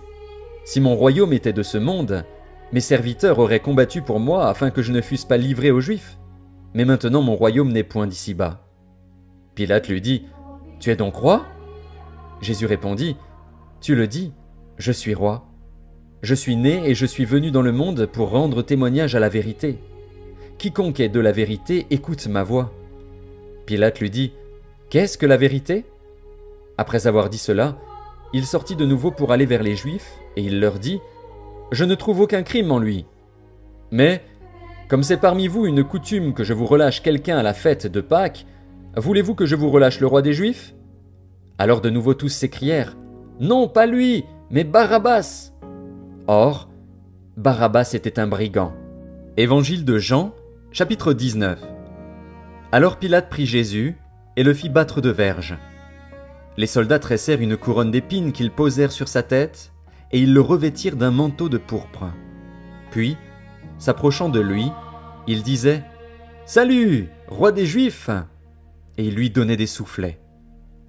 Pilate sortit de nouveau et dit aux Juifs « Voici, je vous l'amène dehors, afin que vous sachiez que je ne trouve en lui aucun crime. » Jésus sortit donc, portant la couronne d'épines et le manteau de pourpre. Et Pilate leur dit « Voici l'homme. » Lorsque les principaux sacrificateurs et les huissiers le virent, ils s'écrièrent « Crucifie! Crucifie !» Pilate leur dit « Prenez-le vous-même et crucifiez-le, car moi, je ne trouve point de crime en lui. » Les Juifs lui répondirent « Nous avons une loi, et, selon notre loi, il doit mourir, parce qu'il s'est fait fils de Dieu. » Quand Pilate entendit cette parole, sa frayeur augmenta. Il rentra dans le prétoire, et il dit à Jésus « D'où es-tu » Mais Jésus ne lui donna point de réponse. Pilate lui dit « Est-ce à moi que tu ne parles pas ? Ne sais-tu pas que j'ai le pouvoir de te crucifier et que j'ai le pouvoir de te relâcher ?» Jésus répondit « Tu n'aurais sur moi aucun pouvoir s'il ne t'avait été donné d'en haut. C'est pourquoi celui qui me livre à toi commet un plus grand péché. » Dès ce moment, Pilate cherchait à le relâcher. Mais les Juifs criaient « Si tu le relâches, tu n'es pas ami de César. Quiconque se fait roi se déclare contre César. » Pilate, ayant entendu ces paroles, amena Jésus dehors, et il s'assit sur le tribunal, au lieu appelé le pavé, et en hébreu Gabbatha. C'était la préparation de la Pâque, et environ la 6e heure. Pilate dit aux Juifs « Voici votre roi. » Mais ils s'écrièrent « Ôte! Ôte! Crucifie-le » Pilate leur dit « Crucifierai-je votre roi ?» Les principaux sacrificateurs répondirent « Nous n'avons de roi que César !» Alors il le leur livra pour être crucifié. Ils prirent donc Jésus et l'emmenèrent. Jésus, portant sa croix, arriva au lieu du crâne, qui se nomme en hébreu Golgotha. C'est là qu'il fut crucifié, et 2 autres avec lui, un de chaque côté, et Jésus au milieu. Pilate fit une inscription qu'il plaça sur la croix, et qui était ainsi conçue « Jésus de Nazareth, roi des Juifs ». Beaucoup de Juifs lurent cette inscription, parce que le lieu où Jésus fut crucifié était près de la ville. Elle était en hébreu, en grec et en latin. Les principaux sacrificateurs des Juifs dirent à Pilate « N'écris pas « Roi des Juifs », mais écris qu'il a dit « Je suis roi des Juifs ». Pilate répondit « Ce que j'ai écrit, je l'ai écrit. » Les soldats, après avoir crucifié Jésus, prirent ses vêtements et ils en firent 4 parts, une part pour chaque soldat. Ils prirent aussi sa tunique, qui était sans couture, d'un seul tissu depuis le haut jusqu'en bas. Et ils dirent entre eux « Ne la déchirons pas, mais tirons au sort à qui elle sera. » Cela arriva afin que s'accomplisse cette parole de l'Écriture. Ils se sont partagés mes vêtements, et ils ont tiré au sort ma tunique. Voilà ce que firent les soldats. Près de la croix de Jésus se tenaient sa mère et la sœur de sa mère, Marie, femme de Clopas, et Marie de Magdala. Jésus, voyant sa mère, et auprès d'elle le disciple qu'il aimait, dit à sa mère « Femme, voilà ton fils. » Puis il dit au disciple « Voilà ta mère. » Et, dès ce moment, le disciple la prit chez lui. Après cela, Jésus, qui savait que tout était déjà consommé, dit, afin que l'écriture fût accomplie, « J'ai soif. » Il y avait là un vase plein de vinaigre. Les soldats en remplirent une éponge, et, l'ayant fixée à une branche d'hysope, ils l'approchèrent de sa bouche. Quand Jésus eut pris le vinaigre, il dit, « Tout est accompli. » Et, baissant la tête, il rendit l'esprit. Dans la crainte que les corps ne restassent sur la croix pendant le sabbat, car c'était la préparation, et ce jour de sabbat était un grand jour, les Juifs demandèrent à Pilate qu'on rompît les jambes aux crucifiés et qu'on les enlevât. Les soldats vinrent donc, et ils rompirent les jambes au premier, puis à l'autre qui avait été crucifié avec lui. S'étant approchés de Jésus, et le voyant déjà mort, ils ne lui rompirent pas les jambes. Mais un des soldats lui perça le côté avec une lance, et aussitôt il sortit du sang et de l'eau.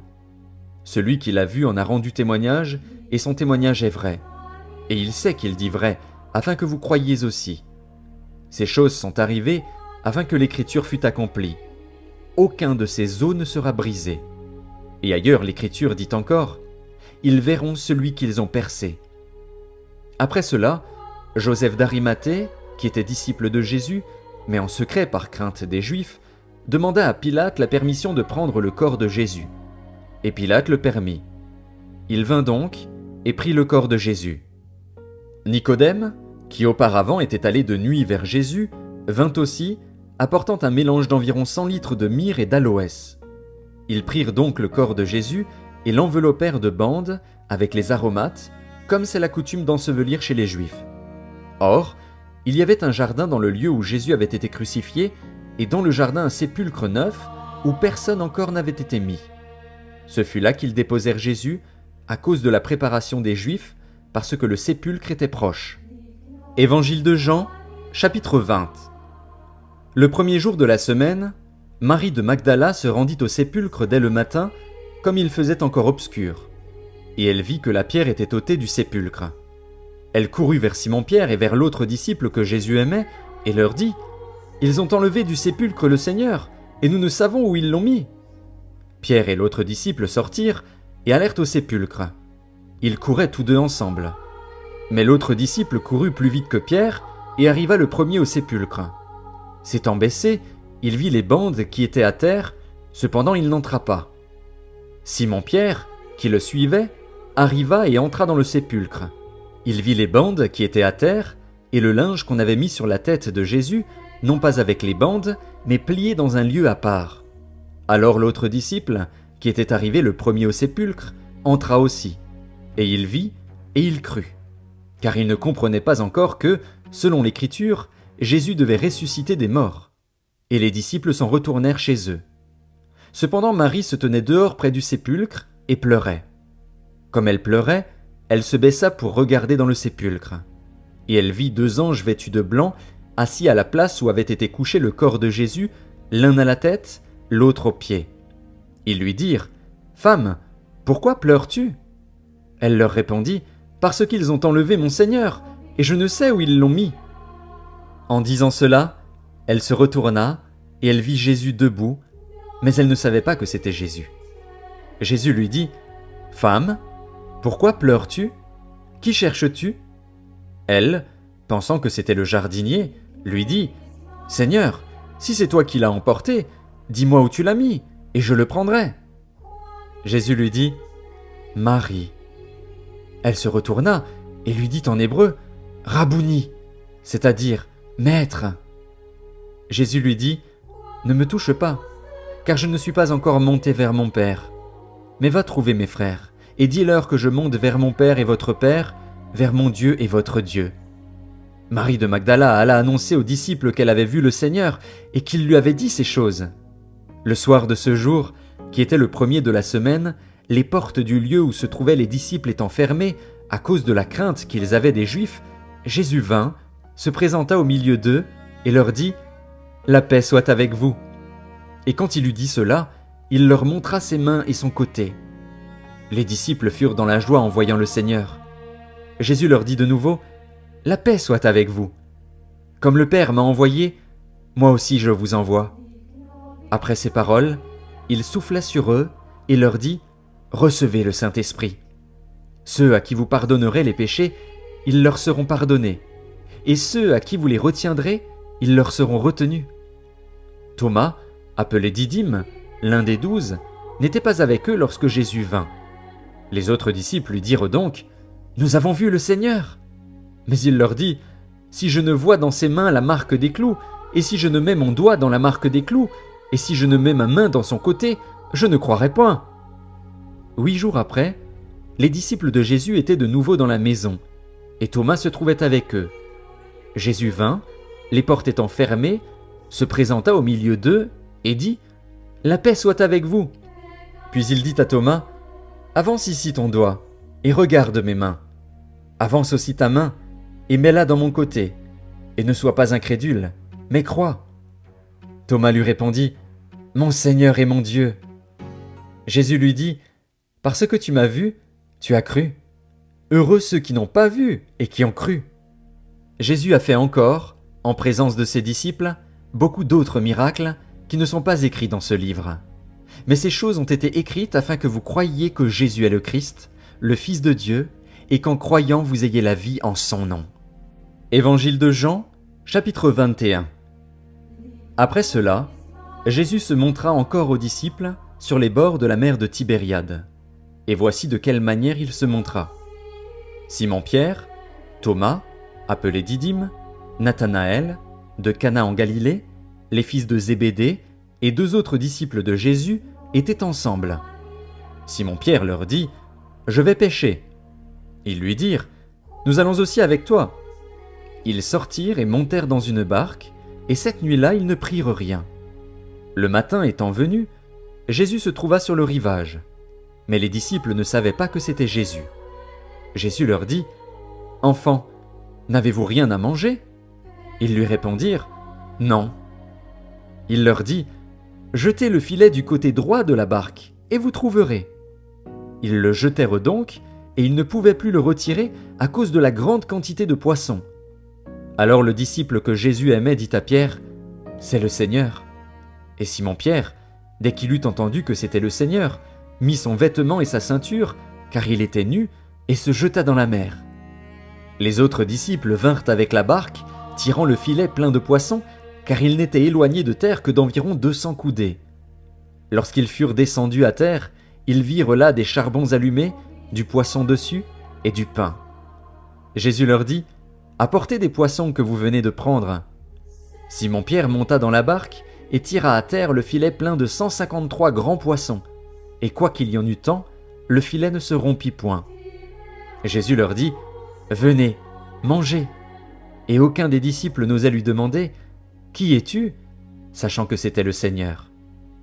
Jésus s'approcha, prit le pain et leur en donna. Il fit de même du poisson. C'était déjà la 3e fois que Jésus se montrait à ses disciples depuis qu'il était ressuscité des morts. Après qu'ils eurent mangé, Jésus dit à Simon-Pierre, « Simon, fils de Jonas, m'aimes-tu plus que ne m'aiment ceux-ci » Il lui répondit, « Oui, Seigneur, tu sais que je t'aime. » Jésus lui dit, « Paie mes agneaux. » Il lui dit une seconde fois, « Simon, fils de Jonas, m'aimes-tu » Pierre lui répondit, « Oui, Seigneur, tu sais que je t'aime. » Jésus lui dit, « Paie mes brebis. » Il lui dit pour la 3e fois, « Simon, fils de Jonas, m'aimes-tu » Pierre fut attristé de ce qu'il lui avait dit pour la 3e fois, « M'aimes-tu » Et il lui répondit, « Seigneur, tu sais toutes choses, tu sais que je t'aime. » Jésus lui dit, « Paie mes brebis. » En vérité, je te le dis, quand tu étais plus jeune, tu te saignais toi-même, et tu allais où tu voulais. Mais quand tu seras vieux, tu étendras tes mains, et un autre te ceindra, et te mènera où tu ne voudras pas. Il dit cela pour indiquer par quelle mort Pierre glorifierait Dieu.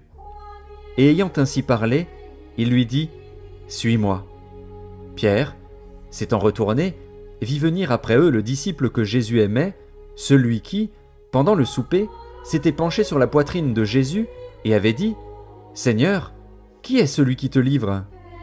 En le voyant, Pierre dit à Jésus, « Et celui-ci, Seigneur, que lui arrivera-t-il » Jésus lui dit, « Si je veux qu'il demeure jusqu'à ce que je vienne, que t'importe ?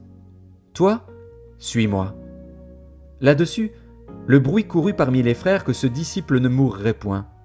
Cependant Jésus n'avait pas dit à Pierre qu'il ne mourrait point, mais « Si je veux qu'il demeure jusqu'à ce que je vienne, que t'importe ?» C'est ce disciple qui rend témoignage de ces choses et qui les a écrites, et nous savons que son témoignage est vrai. Jésus a fait encore beaucoup d'autres choses. Si on les écrivait en détail, je ne pense pas que le monde même pût contenir les livres qu'on écrirait.